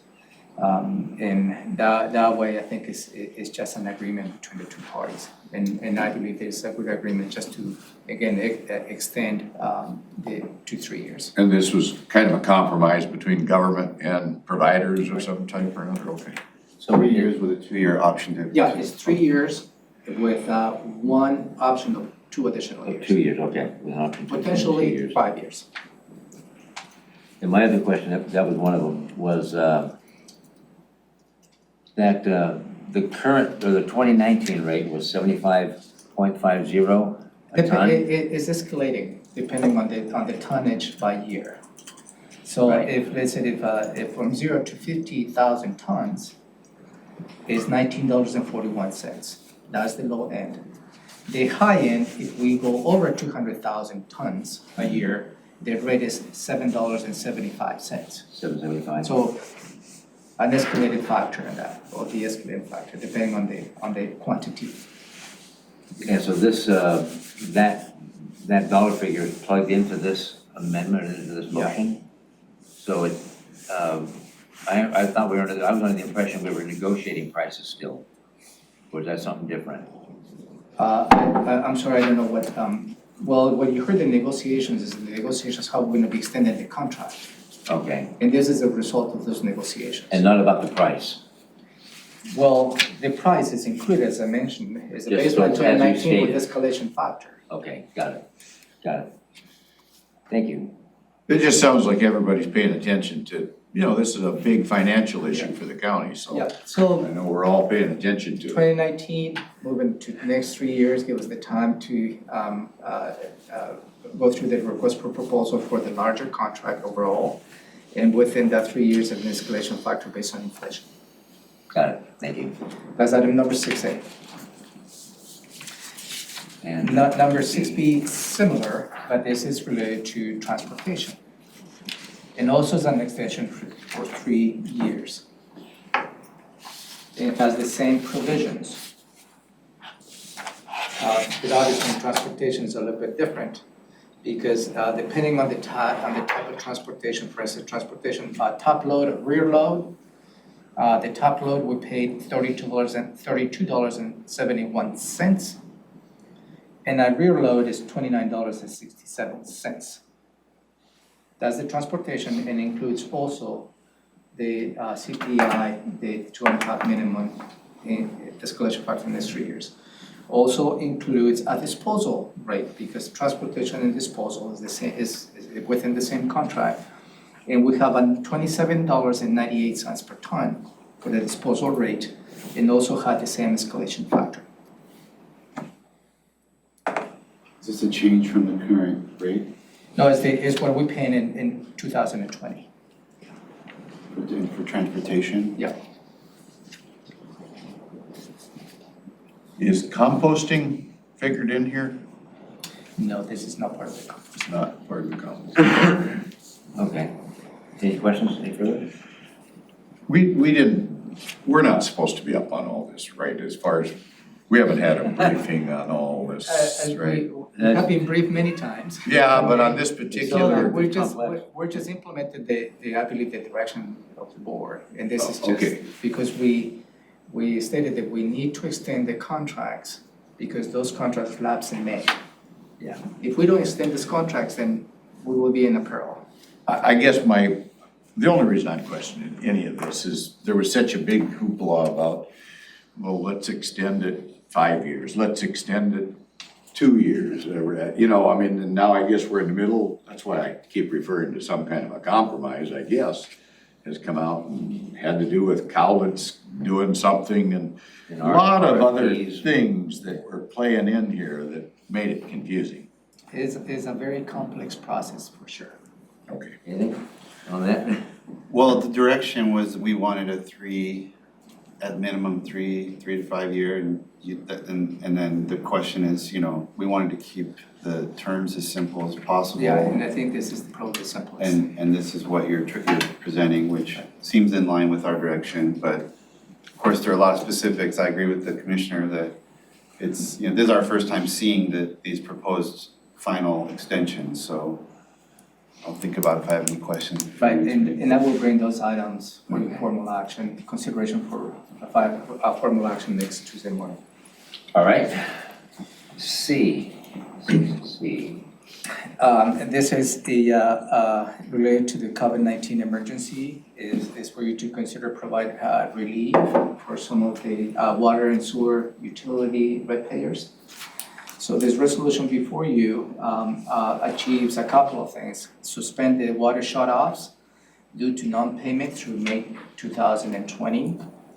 Suspend penalties and interest charges through June 2020. Extension of payment plan terms for delinquent customers extends from 6 months to 12 months and provides additional flexibility of payments on the plan terms. And also temporary suspension of the lien placement requirements, because when they don't pay, we put liens on their property. So that is suspended. I believe this is a good proposal. I think something that is strongly for you to consider this on an emergency basis, if you have any questions. And again, this is for Grand Mound, Boston Harbor, Thomaston, and Olympic View, water and sewer customers both. About 800 or so subscribers. Overall? Mhm. Yeah. Okay. Ty, anything? Can you tick through again, what the provisions of this, so we're understood, no shut-offs, suspended through May, no liens, but I didn't catch the middle pieces. It suspends the water shut off to no payments through May 2020.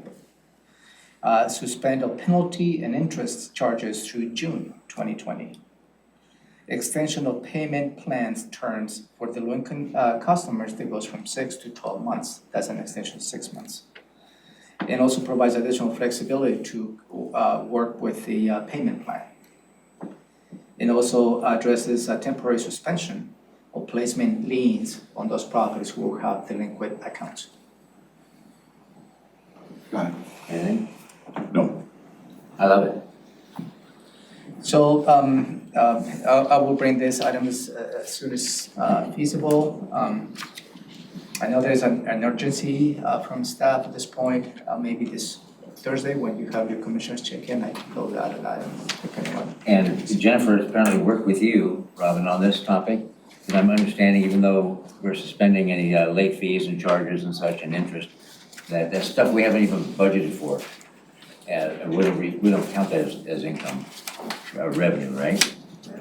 That would not be accurate. We do count those items as revenue, but they should Well, be minimal enough that it won't impact our funds. Right, what I mean by that is when we're building the budget, we don't factor in, and I know it would be revenue, but we don't factor that in as lost revenue if we've waived those fees for 2 or 3 months. Yes, or 4 months. actually, we would.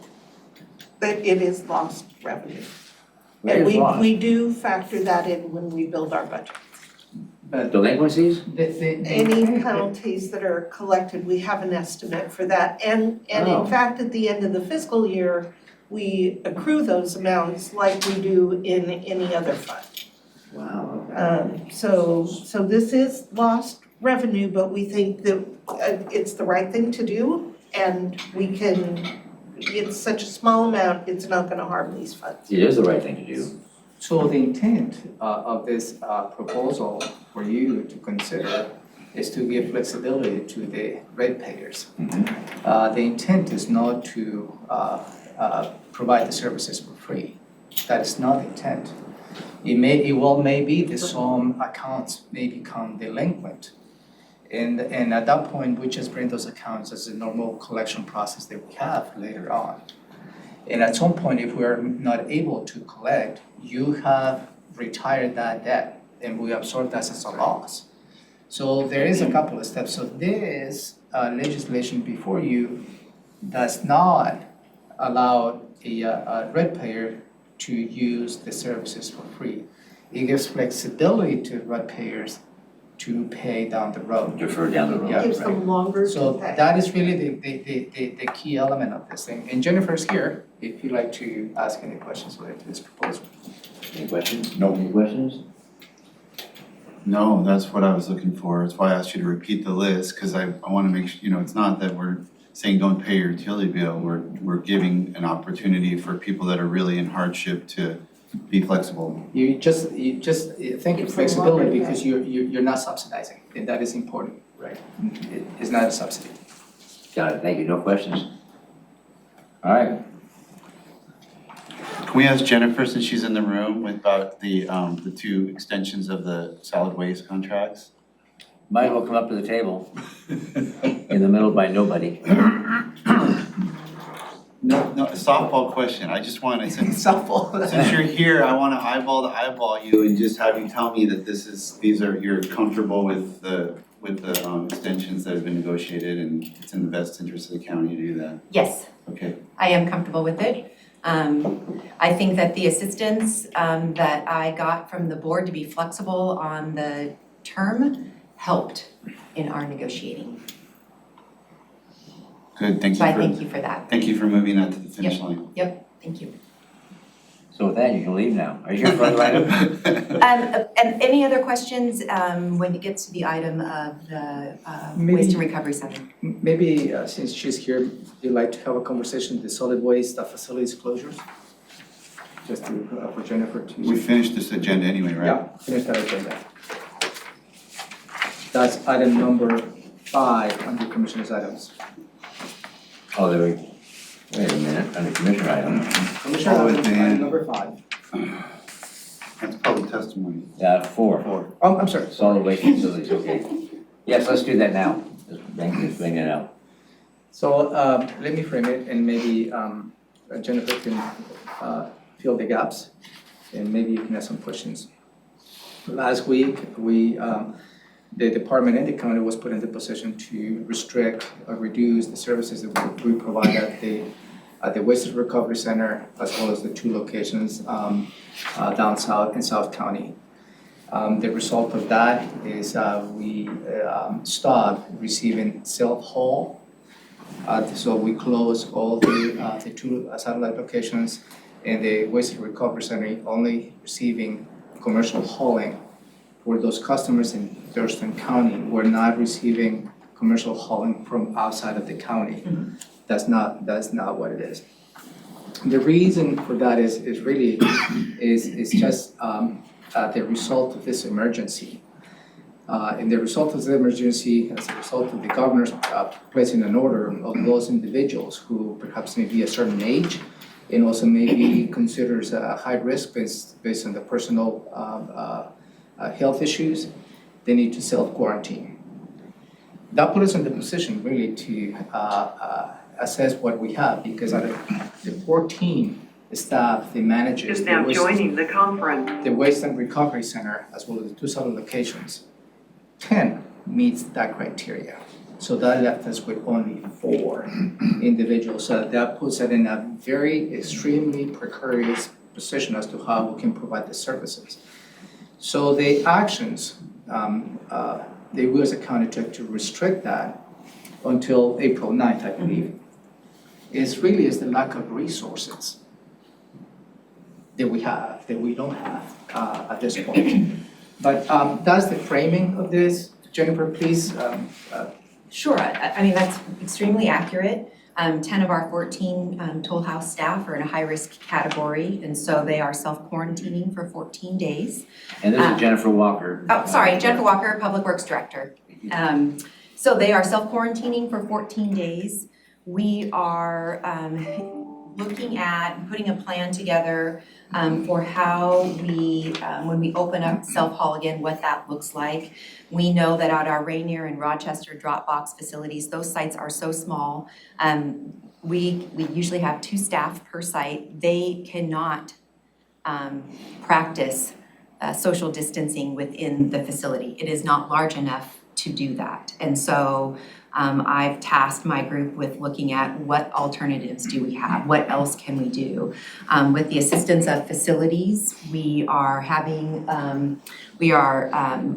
ordering the plexiglass with a little cutout at the bottom. So we're looking at using those, also at the Waste and Recovery Center. And so just what we've got, I think, little curtains up right now. These will give a little bit more protection, but we're looking at everything that we can do that's feasible, that we can implement so that we can adhere to the CDC guidelines. That is what we are focusing on for our customers, for our staff. It's extremely important. So that's what our focus is right now, is that contingency plan of access on April 9th.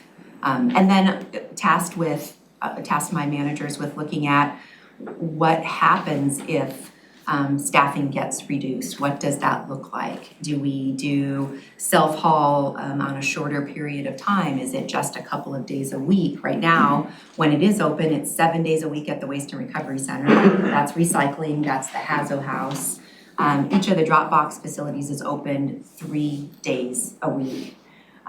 Right prior to the governor's stay home, stay healthy order, we had a high volume of self-haulers at all 3 facilities. We called in and had road operations staff help with flagging to help with traffic control at the Waste and Recovery Center. It was nice weather. I think people were working on extra projects. They were working from home as well, and yes, so we dealt with a lot of people coming through. So go ahead. I wonder if you could just clarify the staff that are That are in high-risk category? yeah, but you said they're quarantining. We've not had a situation there, have we? Just because of mainly their age group or their medical situation, right? Correct. It was part of implementing measures that the county was doing for those folks that were in a high-risk category. to self-quarantine for 14 days and really coincided with the governor's initiative or order, stay home, stay healthy. But those individuals that, what happens at the end of April 9th? I guess I'm trying to, that Actually, at the is in end of place until the April 9th. April 8th and April 9th, we will be opening up some level of self-haul service I again. guess why is that date so particular? I mean, what's gonna change? Are these people gonna get younger or healthier or what's happening? Combination. One, it was a flattening of the curve, right? So we were participating in that effort, the county was. It's why we're in the position that we're in now with offices restricted, actually closed to non-essential. But this specifically, it's why we're looking at what measures can we put in place when staff get there to help with that additional layer of they're able to social distance, some protection for the customers and our staff in terms of screening. So that's what we're working on putting in place. I thought that garbage was an essential It is. process. It is. So it's been the customers that have curbside are still having their trash delivered. The Waste and Recovery Center is open for commercial haulers, as County Manager mentioned, from 5:30 to 5:30. So we have 4 people managing that, 5:30 a.m. to 5:30 p.m. It's the self-haul that's been suspended for 2 weeks as a result of a lack of staffing. And 1 week of that is used up already, right? It will be open on April 9th. We anticipate April 9th. Like 7 days, From Thursday, it's 10 days from now. yeah. In rural America, I see garbage building up that people must be frustrated, so it's on the side of the road now. I talked with our health director, Shelley, just today about that particular issue. And she feels that garbage is an essential service that, and whether we have to suspend even somebody charging, I don't know, I'm probably gonna hear back, well, you can't do gifting or something, but I'm not too concerned about the bureaucratic rules that are in place. I wanna provide services, especially when it comes to wellness issues. So, I mean, if we needed to suspend charging for a week, I really don't care. I would rather have folks have the ability to get rid of their garbage in an appropriate way, rather than those individuals that having garbage stacked up in their little area on their back porch or something and then encouraging rats and such. I don't understand why we couldn't make exceptions to the rule, if you will, for the benefit of the public. And then how you would do that, I mean, where you're talking about on our outlying areas, possibly just have 1 person there instead of 2. And maybe adjust the hours, but I think it's pretty crucial that we have that service available to the public. For those that are not on pickup. I agree. Having 1 staff there is not, that's a safety issue. Why, what's somebody gonna steal some garbage or? No, what is they it? deal with a fair amount of cash, don't they? They deal with cash there and receipts and such? Well, By I mean, having 1 person there, I don't think it's a safe business plan. let them do it for free. I really don't care.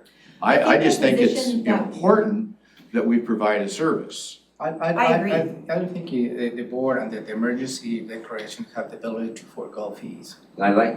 You do, you say? You do not. Would you not? Well, Wait, the fee's not the problem, it's the people that work The that number of didn't make people. it. And No if one you- is if- disagreeing that it's essential. If you open up without having a staff that controls the flow to collect the fees, you know, we don't know what type of disposal we're gonna be facing.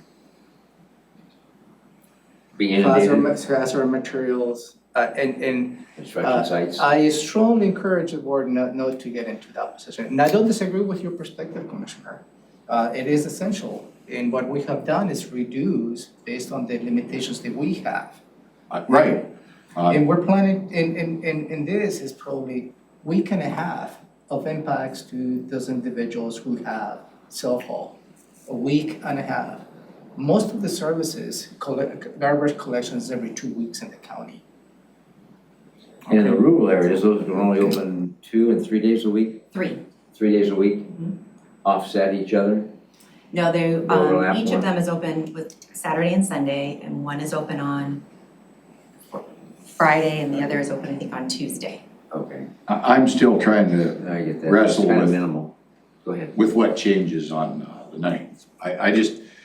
I'm trying to figure out what the difference is. These people are gonna get healthier, they're not gonna self-quarantine. It sounds like on the 9th, I'm sorry. The 9th of April, Right. we're gonna open up. It sounds like, because that gives us time to establish protocols and the screens and whatnot, and additional spacing needs for the employees. That That is gives it that correct. kind of That is what breathing we are working on right now. So So there it's will be safe then, some okay. level of self-haul service opened up on April 9th. Which will mean some of the 10 high-risk people will be back to work That is what we are because we anticipating. put some things in place. That is what we are anticipating. But would that open up self-haul then in Hawks Prairie? That is what I am anticipating, yes. Okay. I like your idea, I really do, about, hey, just let them know, but apparently we can't do that. And I can also see that being taken advantage of. It's the Well- yeah buts. But it's being taken advantage of now by being dumped along the roadside that we'll have to deal with. Sure, yeah. You know, so I'm just trying to figure out a happy medium here. Yeah. But for the safety of employees, and it gives us breathing room, it does do that.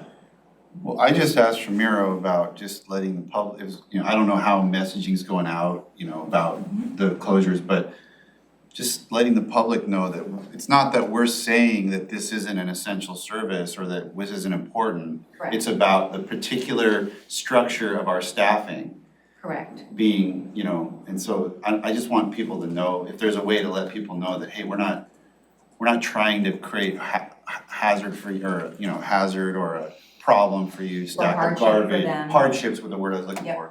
We're not trying to create hardship, it's a peculiar feature of our staffing structure. And we're trying to keep our employees safe, but we're working on a solution to that. Yes, and we have posted on our website as of yesterday, that specific message. Again, the self-haul was closed effective Saturday and will reopen April 9th. I'm very empathetic though about what you're saying about the health hazards, if people letting garbage stack up around their houses with rodents and infestation and such. And we'll always have those individuals within our community that will dump the couch and the washer and dryer out in the field somewhere on the side of the road for us to deal with, or for someone to deal with, because they don't care. But I believe the vast majority of our communities, our citizens, are law-abiding and ethical enough not to do that. At their detriment though, is hanging around their house. We have But I listed, empathize with that. we have identified and made links to companies that would come and pick up their trash if they choose to contract to have that done. So that is an option for those. Say that again, I like that. So we've identified on our website links to companies that will come and do curbside pickup for them. And so those are identified if folks can't wait that period of time until April 9th. So that is an option for them as well. We've identified those on our website. Is there an equivalent of a WARC in Lewis County? Which is closer to Rochester and anyway, probably, than Hawks Prairie. So, and if they're in a pinch, someone's in a pinch. You're not saying anything. Yeah, we might not wanna suggest that, I suppose. He asked if Lewis County had waste and recovery.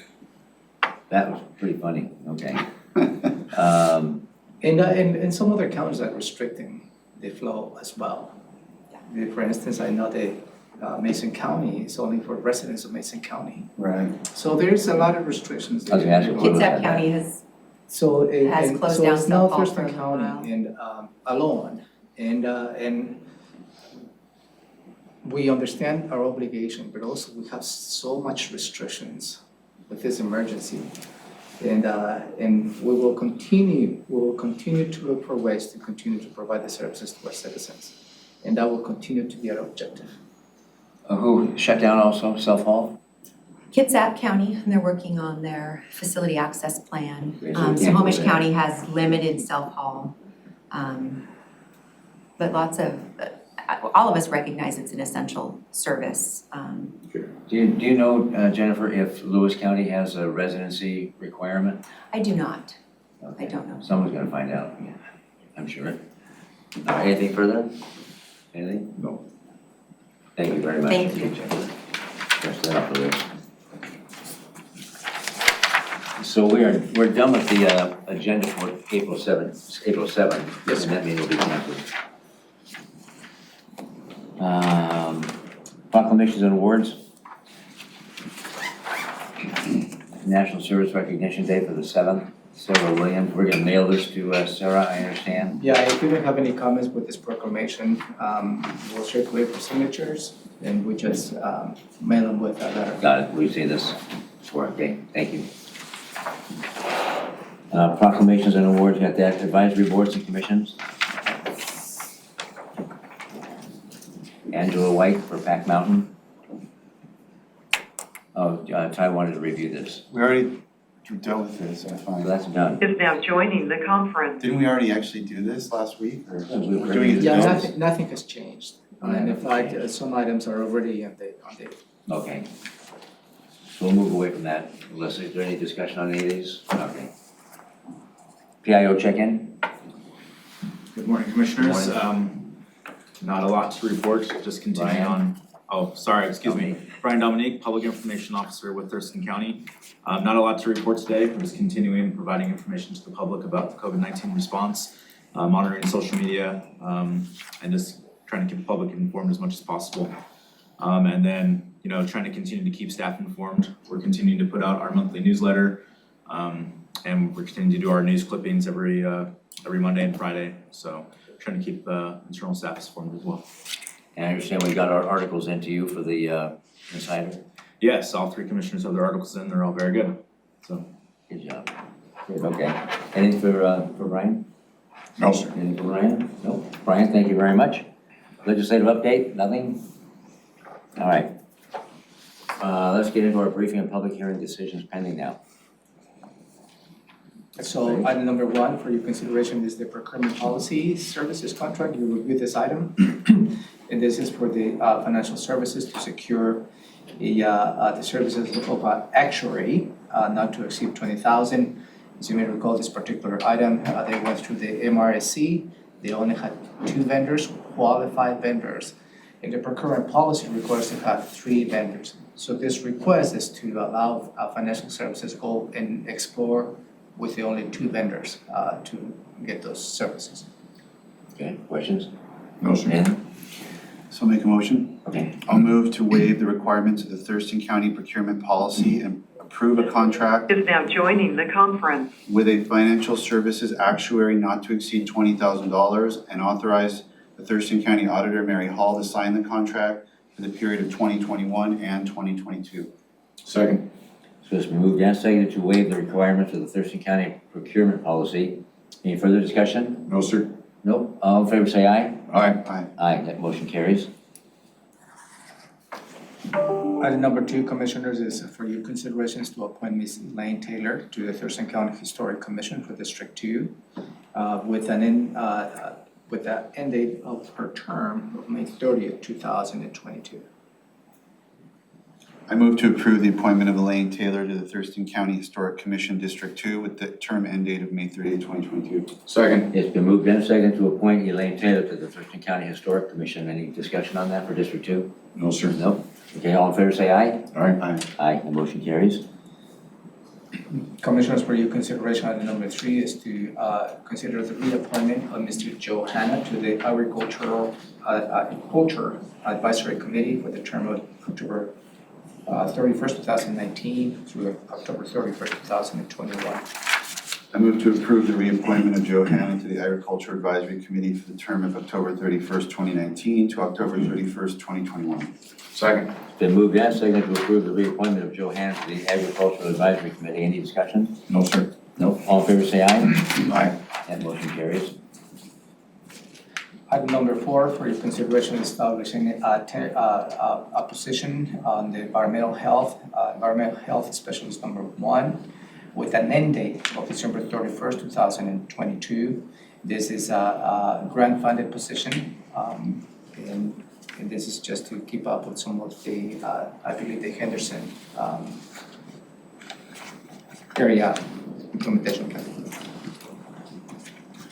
I move to approve the resolution establishing position 40R01505 Environmental Health Specialist 1 in the Thurston County Pay and Classification Pay Plan with an end date to occur on or before December 31st, 2022. Second. It's been moved and seconded to approve the resolution establishing a position for Environmental Health Specialist 1. Any discussion on that? No, sir. No, all in favor say aye. Aye. That motion carries. Number 5. Number 5 is for the commission to consider approving an agreement with the Washington State Fish and Wildlife. And this is to replace the boat ramp located on the Boston Harbor area. This is no cost to the county, and this is a grant, the U.S. Fish and Wildlife to take the lead on this particular replacement of the boat launch. And the county, since we own the boat launch, will maintain it. So this agreement allow us to get into a partnership with Washington State Fish and Wildlife to replace this. I move to approve an agreement between Washington State Fish and Wildlife and Thurston County Public Works and to delegate authority to the Public Works Director to sign the agreement. Second. It's been moved and seconded to approve an agreement between Washington State Fish and Wildlife and Thurston County Public Works. Any discussion? No, sir. All in favor say aye. Aye. Aye, that motion carries. I just want to give a clap because not only that community, Boston Harbor, but the community at large are going to love it. When it's done and completed, they're going to love it. Go ahead, Romero. Number 6. Number 6, for your consideration, is to call for sealed To secure the official newspaper for the period of July 1st, 2020 to June 30, 2021. And this is a yearly bid process that we need to go through to secure the official newspaper in the county. Right now, it's the Olympian. Okay, I'll make a motion to approve a call for sealed bids for the official county newspaper for the period of July 1, 2020 through June 30th, 2021, and set Monday, May 18, 2019 at 9 a.m. in the Thurston County Courthouse, Building 1, Room 269 for the opening of the bids. Second. It's been moved and seconded to approve a call for sealed bid for the official county newspaper. Any discussion? No, sir. Discussion? No? I just want to see this, set Monday, Thurston County Courthouse for the opening of the bids. Will that change if we're not open? The doors will still be closed, but we'll be opening up the bids somewhere. Well, we'll be receiving the bids because they're coming anyways. And that's not a big public type thing. And if need be, we can probably have a live stream. Anybody who has submitted a bid can join so we can open in front of the public. Okay, I just want people to know, even if we're not open, it's gonna be transparent. Okay. All in favor say aye? Aye. Aye, motion carries. Now we're moving on to commissioner items. Number 1, boards and commission meetings discussion, and that's us reporting in? No, here's an item the Commissioner Mason would like to bring in. And it was, at this point, based on this emergency, the Board of County Commissioners stop any boards and commissioners from having meetings all the way to, I believe, April 25th. I think the conversation has been some requests, whether the board will allow for those boards and commissions to have Zoom meetings as a way to continue with the process. So I think that's the intent of Has this left item. the conference. A member of the Fair Board said that some of the Fair Board members were trying to organize a Zoom meeting, but he was saying, well, I don't think we're allowed to because the commissioner stopped us from meeting. And I said, I'm sure the board would consider, relaxing that policy. We didn't even, that was one of the first things we did, and we weren't even thinking about Zoom meetings. So Yeah. my proposal is that we amend the policy to permit virtual meetings of our boards and commissions if they so desire, or something along those lines. Second. Well, it's a good idea, since everybody's moving that way, or has moved that way, and migrated to the media, Zoom and webinars and such. Would that be something the boards themselves would set up, or do we have would the county Well, that was set that up Ramiro's for them? question, is what about the staff support for that? Well, we Yeah. have to see, because there's in some boards and commissions, county staff supports that. Whether it's now put another expectation on the staff needs to set up those meetings, we just have to see, but at least we'll give the opportunity for them to explore that. Right, because Zoom has, do we already have a Zoom account? We do, so it's already bought and paid for. Yeah, but we're not gonna make this available to boards and commissions. I'm confused. Because it's limited, the license that we have is limited. That's what I was wondering, because Yeah, but this sometimes they're county limited business- by the number of participants, they're limited by whatever, and they're all open to the public. And how do we address the transparency open to the public? Zoom has a free option. Skype is a free option. So they can exercise the free option. Okay. The board could, Any boards and commissions they meet. but it wouldn't be on the county. A free option, it will not be cost of the county. No, I get that, but would our staff be putting this together? I don't know. Well, you don't know. I don't know, and that's my concern that I raise is, now staff is gonna be put in the position to organize all that. And I don't know the level of effort. But if the board authorizes this, I think at least we'll give the opportunity to explore that option. Okay. Gary? I believe the Open Public Meetings Act applies to all our boards and commissions. In some, yes. That's what I'm saying, yeah. If So all that- it's doable So all somehow, that becomes a little more complicated, right? And so, but at least explore those options, maybe an opportunity. So the Zoom and the webinars and such, they have, for free, they offer a service, but it's limited in time, like 40 minutes or so, and or by participants, more than 3, more than 5, whatever that number is, before you have to pay. And I don't know what those costs are. So it's my understanding that the version of Zoom that we're using has a record capability so that everything that you do in this room is not lost. Or if we set up Zoom meetings, those are recorded and not lost, there's that option. I don't know if the free version offers that, that's part of what I think would have to be I think the free explored. version limits the number of attendees as well as limited the Yeah. Length, I the know. length. But if, I would recommend, if any boards and commissions like to explore these options, if they see the need for the county to help them, I think it will be up to their request. Okay. Okay. to follow up on the commissioner's suggestion though, that these boards and commissions be able to participate electronically, I would just assume that we didn't address each one of those requests, and I would say that we maybe pass that authority off to the county manager to make a determination which ones are applicable to the Open Public Meetings Act, and would they take staff or not, and on an individual basis, he'd have to make a determination, because I think there's 42 boards and commissions, and I don't know how many of them want to do it, but I don't think this is the place for us to make that decision. Thank you, Commissioner, I appreciate that, because I wouldn't bring an item for you to approve $15 a month. Okay. Well as a lot of these meetings that we do, boards and commissions, the time is conflicting. And so if we do it and someone has to be here for it to be recorded, I mean, there's just logistics that need to be looked into. Those boards and commissions are the ones that do not participate. The Those fair are boards and board. commissions, they're citizen boards and commissions. Okay, all right. Good suggestion, though. So what, do we have to take an action? No, I think the direction, I think, is Look pretty into clear. it. Okay. Thank you. Isn't that an action that the board has to take to amend their emergency resolution? No, it wasn't that specific on the emergency resolution. It was more a direction on the first meeting. So I will amend that. All right, Townsend letter. When you catch up.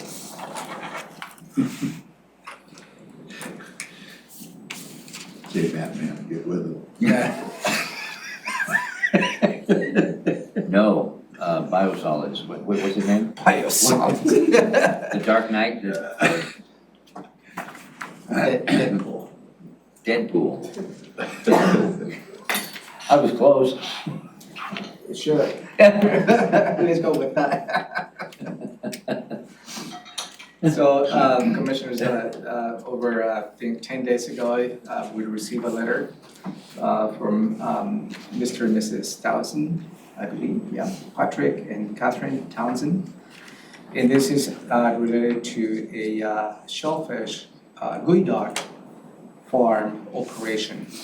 And I think Commissioner Menzer, Commissioner Hutchins, and Commissioner Edwards remember this. It was an interesting process in which the hearing examiners provided a determination. That determination was appealed to the Board of County Commissioners. And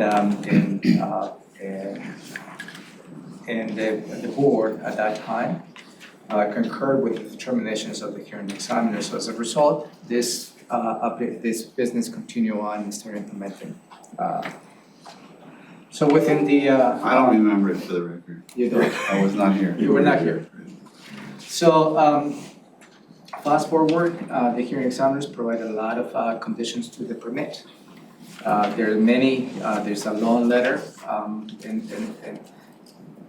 this, and so the question was is whether we as a staff have gone through and making sure if the intent of the conditions of the hearing examiners is still standing related to their complaint, because their complaint in this letter, their perspective is some elements and some of the conditions of the hearing examiners, again from Mr. and Mrs. Townsend's perspective, have not been met by the applicant. So that is really the gist of this letter. I have touched base with Josh and his staff, and he will probably give you an overview as to what that is, of some of the enforcement that we have conducted, and some of the areas that perhaps there's some gaps within the process. Thank you. Joshua Cummings, Director of CPED, Community Planning and Economic Development.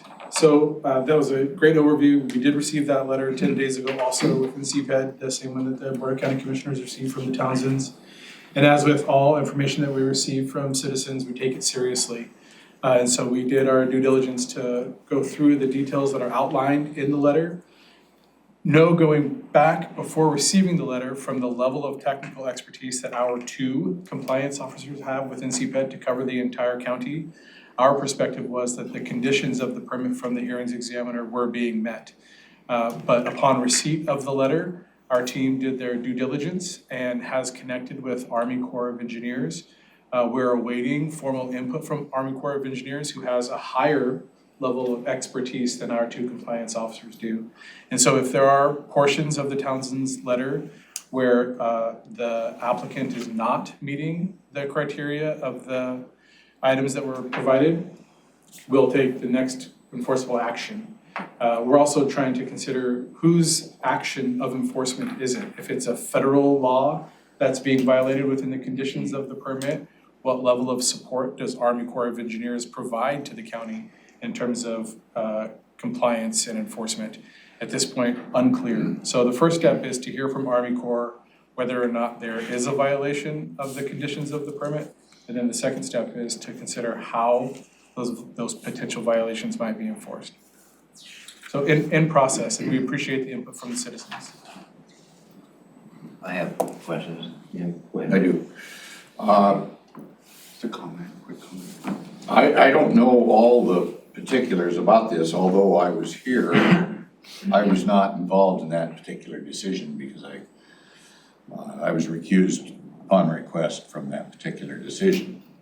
So I'm not up on everything, but is it my understanding that this board made that decision, and so it rests upon our authority that this commercial business was allowed to move forward? And if that's the case, is it up to us to fix it then, rather than the feds or the state? I'm just asking that question because the state in aqua business, if you will, was pushing this pretty hard from the state's perspective.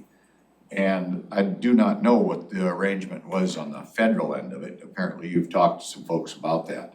I'm just wondering whose authority, or do you need to review this with legal before you're actually gonna know? Is it our situation to deal with? Is it the state situation to deal with? Or is it the federal situation to deal with? That's kind of where I'm coming from. Yeah, no, so as relayed, the first step is to determine if there is a situation. And that's what we're waiting for from Army Corps of Engineers, from their technical expertise. We don't have the technical expertise to determine if there is a violation at this point. We're waiting to hear from Army Corps their input to see if there is something that needs to be dealt with. The next step is determining who deals with it now. But at this point, we don't even have input from Army Corps formally telling us that there is a violation. Okay, will we then be able to respond back to the Townsends with at least that minimal information that we are exploring? I'd hate to have them think that we're not taking their letter seriously, because you said, you know, that we do take letters seriously. At least let them know that we're exploring these different options, and maybe even throw in there the complications of the virus situation that we're faced with right now. If our development services manager, Brett Burris, hasn't reached out to them already, which I presume he has, I'll make sure he does. Okay, thank you. When I look at this, and I'll get to your comment, when I look at this, in the bottom of the first page, the paragraph says that this commercial GUI deck operation was authorized by the Resource Stewardship Department on May 3rd, 2016, and that was before my time. So I have minimal recall on this issue. And I like that you're gonna have the Army Corps of Engineers looking into this, give us some professional input. But I'm looking at paragraph 3 and 4 that talks about internal controls, where the folks haven't been notified of goings on with either our department, I mean CPED, or planning department and such. And I just don't know if that stuff is factual or not factual. So maybe that's just down the road. They're making allegations they were never told. And I don't know if that's true or not. Yeah, we work to stay in contact with all citizens as we can. Okay. Commissioner? I'm glad I appreciate that you're taking this, you know, in turn. I don't know anything about this particular case. I just know that these cases are complex, and they're really important because, you know, we have limited shoreline, and people are really, there can be a lot of, you know, detrimental effects if things aren't followed. When there's a lot of specific conditions in a permit, that tells me that that's a sensitive, that's kind of a border, that's usually what happens when there's kind of a borderline situation and you go ahead and grant, but you add a lot of special conditions. And if that's the case, if I'm right about that, then it means it's really important that conditions are fulfilled. So I'm glad that we're following through with this, and I appreciate your diligence on that. Thank you. And my final comment was that, as you mentioned, having legal eyes look at this as well. Isn't that what you said? Yeah. All right, thank you. Anything further on that one? No? Okay. Thank you, Josh. Permit relief ordinance. Yeah, Commissioners, this is a follow-up. I believe you've received, all of us received a letter from the Olympia Master Builders Association with a proposed series of strategies as to how you may consider alleviating some of the permit-related activities that some of the builders have and developers have as it relates to COVID-19. You reviewed that at a very high level last week, and you tasked staff to come with the specifics as to how you may consider putting some flexibility related to some of those permits. So the staff has done a great job, and I believe they have gone a little bit above and beyond what the Master Builders Association is requesting to you. So I don't want to steal your thunder, so you can walk us through. I think this is a very good piece of legislation for you to consider. Wow, good. So just want to make sure, Travis Burns, legal attorney, are you on the telephone? Travis, are you there? Or Brett Burris, Development Services Manager?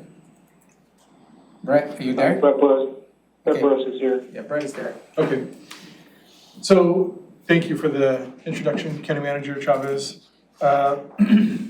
As we've discussed on a number of occasions during this unique time, it's our intent from Community Planning and Economic Development to provide as much flexibility as possible to the building industry while maintaining all of the permits and legal parameters that we need to engage in within our community. And yes, thank you. So we were provided some draft input from the Olympia Master Builders. We took that input and reviewed it through our prosecuting attorney's office, always with the maintaining the respect for codes and ordinances. Travis Burns. Is now joining the conference. Thanks, Travis. So I just. Yeah, you bet. Just listening in now. Okay. Did you hear any of that beginning part? I did. Thank Okay, you. great. And so legal had a chance to review some of the input that was provided, has actually gone through and drafted the ordinance in front of you. What we realize is that flexibility is the most important thing right now while adhering to codes and ordinances. So the people that know how to ensure that the environment is protected and that life safety is taken care of, as you're coming through to get a permit and an application, all of those things will remain. And that was part of what OMB had suggested in their response or their letter to us as well. So we have worked with the external business and building community. We've worked with our legal counsel. We've provided flexibility for the citizens of Thurston County and applicants. And what you have in front of you, we have kind of distilled it, and I can just read through the extensions. And so the big piece is providing permit extension to September 30th of 2020. So that folks that would normally have their permit expired and they couldn't do the building and then they get stuck in that loop, that won't happen because of the unique circumstances we're in with C-19. And so let me just go through the title and sections that apply to the building and land use permit application extensions. So the first is the building. How about the ordinance? Oh, thank you. So we can follow up. And so we've just outlined those real briefly so we don't have to dive too deeply into the ordinance itself. Again, these are extended automatically to September 30th, 2020. Building permit expiration, land use applications have a validity of 180 days, extended automatically. Preliminary plats, extended automatically to September 30th. Final plats, short plats in relation to zoning requirements, special use permits, and reasonable use exceptions, all extended to September 30th, 2020. And again, back to the comment about flexibility. A, this provides flexibility for the applicants, but B, it also kind of helps within our internal operations, so we don't have to keep coming back to the board on individual items. We've taken an approach to cast a wide net on the items that are legally allowable and that provide flexibility for the community. So we're excited to be able to provide this during these difficult times to the board for their potential legislative action.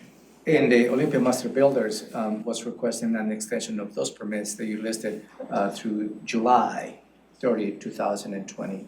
So the proposal before you is to extend those to September 30, 2020. Gives a little more flexibility. Very nice. Thank you. Questions, comments? Jerry? Besides extending that for a couple of extra months, even above and beyond what the organization requested, have you been back in communication with that organization as you move forward with these recommendations? So they're on the same, we didn't miss anything is what I'm wondering, that they're in agreement with all this as well? No, in terms of, thank you, yes. Let me answer that by saying yes first. Yes. This draft of the ordinance has been provided to the business community as well as the other jurisdictions within Thurston County. We want to make sure that everybody's kind of rowing in the same direction. People are going to take different paths, but collaboration is key right now, ensuring that everybody's got everybody else's information.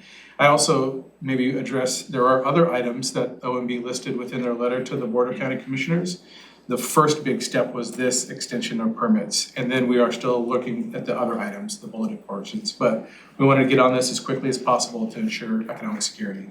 Okay, so more to come. More to come. As far as the recommendations brought forward by Olympia Master Builders. Yep. Thank you.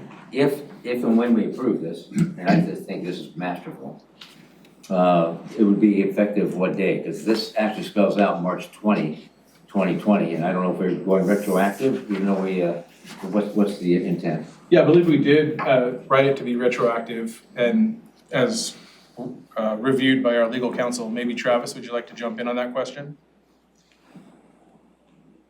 Yeah, the date that applies starts on March 12th, which is the date that you all passed your emergency ordinance. So it, or rather your proclamation of emergency.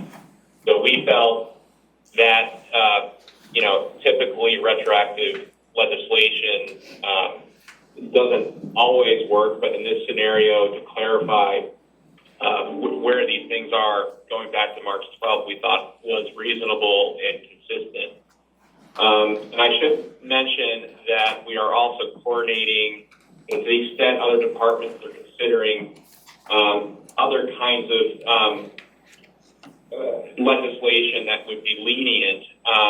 For example, you just heard this morning about the fees for utilities from a public works standpoint, and you may be soon seeing something similar for the Board of Health regarding certain extensions for things under the sanitary code, such things as on-site septic and those kinds of permits.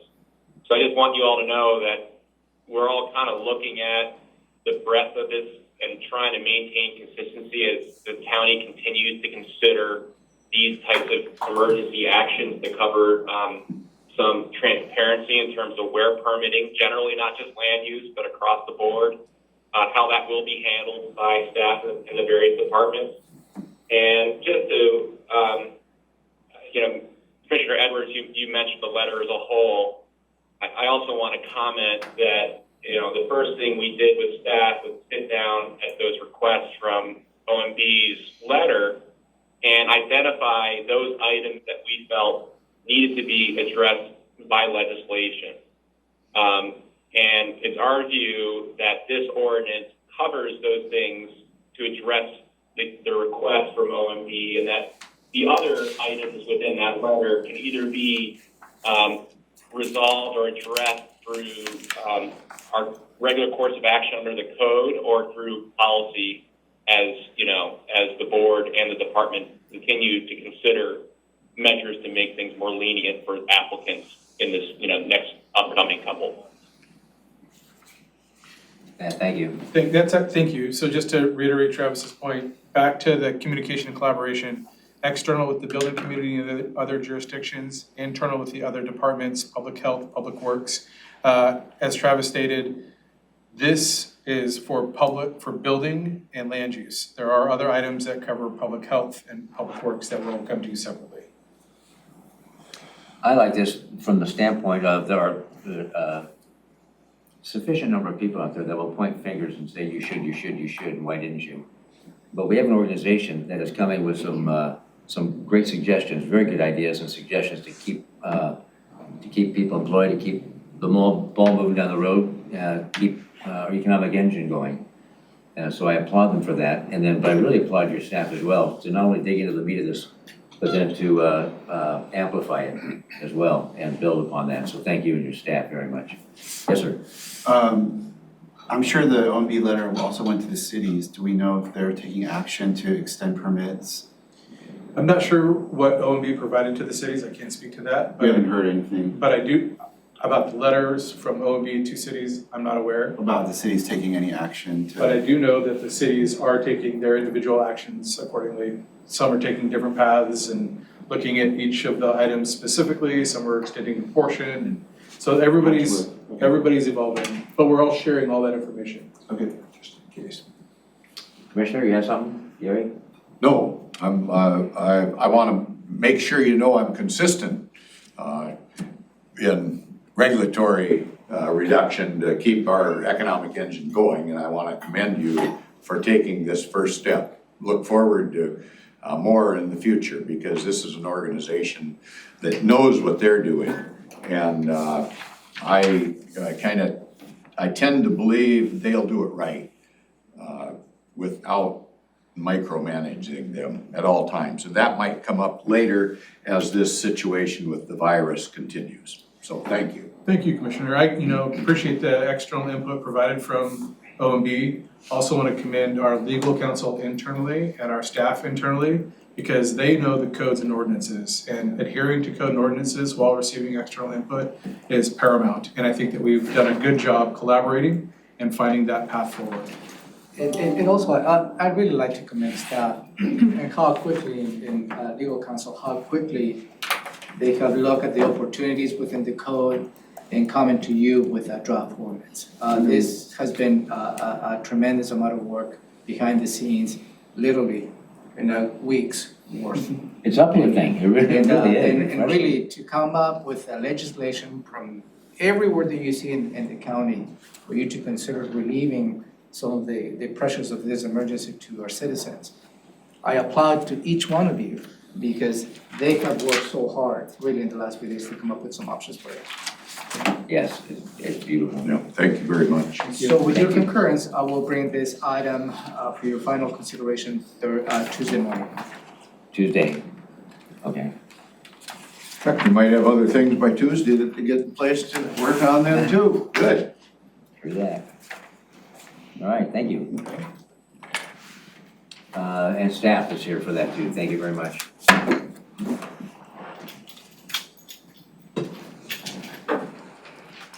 Public testimony? Nothing? Commissioner items before we move into the exec session? I do have a public testimony. You received this morning an email from Mr. Pettit arguing perhaps you don't get enough information related to the COVID-19 emergency. That what, we're not getting enough information? Yeah, and what I relate to him is I provided a copy of the daily, very comprehensive reports that you receive every day. Just to give an example, that you are well informed, that you are tracking all the different items of this emergency. And the weekly update that you receive from Shelley and Kurt is not the only update that you receive, because you are engaged almost 24/7 in this emergency. Does he have something to share with us that he knows that we don't have? Or is it just an assumption we don't know, or? I will recommend for you to read his email. Okay. Thank you. Now we have commissioner items and executive session. How long do you reckon that executive session The will take? executive session is going to take the remainder of your time, Commissioner. Can we dispense with the commissioner items and get into the exec session? There is one other Yes. item. I apologize for interrupting. We received a request from the Nisqually tribe to put fiber optic lines in county right of way. It's to link their emergency center with their communications hub, is my understanding. We have the attorney Grace O'Connor is looking at that right now, communicating with the tribe, trying to figure out what needs to happen. We may need to bring an MOU to you to approve, so that we can expedite this. We're trying to find a way to make it happen as quickly as possible. And I just wanted this morning to make you aware that there may be something coming. That will generate good discussion. I've got several questions already, but I'll wait. I'll defer until we get more briefing on it then. Okay. So that's just to give it, does not fall into the franchise umbrella. We don't think so at this. And that is a little This bit. is one of the questions I had. It doesn't fall within, because if Okay. it was a franchise, it would have taken months to process. Right. All right, thank you for watching, tuning in. We'll see you next time. We're gonna shut this down and move into an executive session. Okay, and for the executive session, commissioners, Has left the conference. so I'm gonna close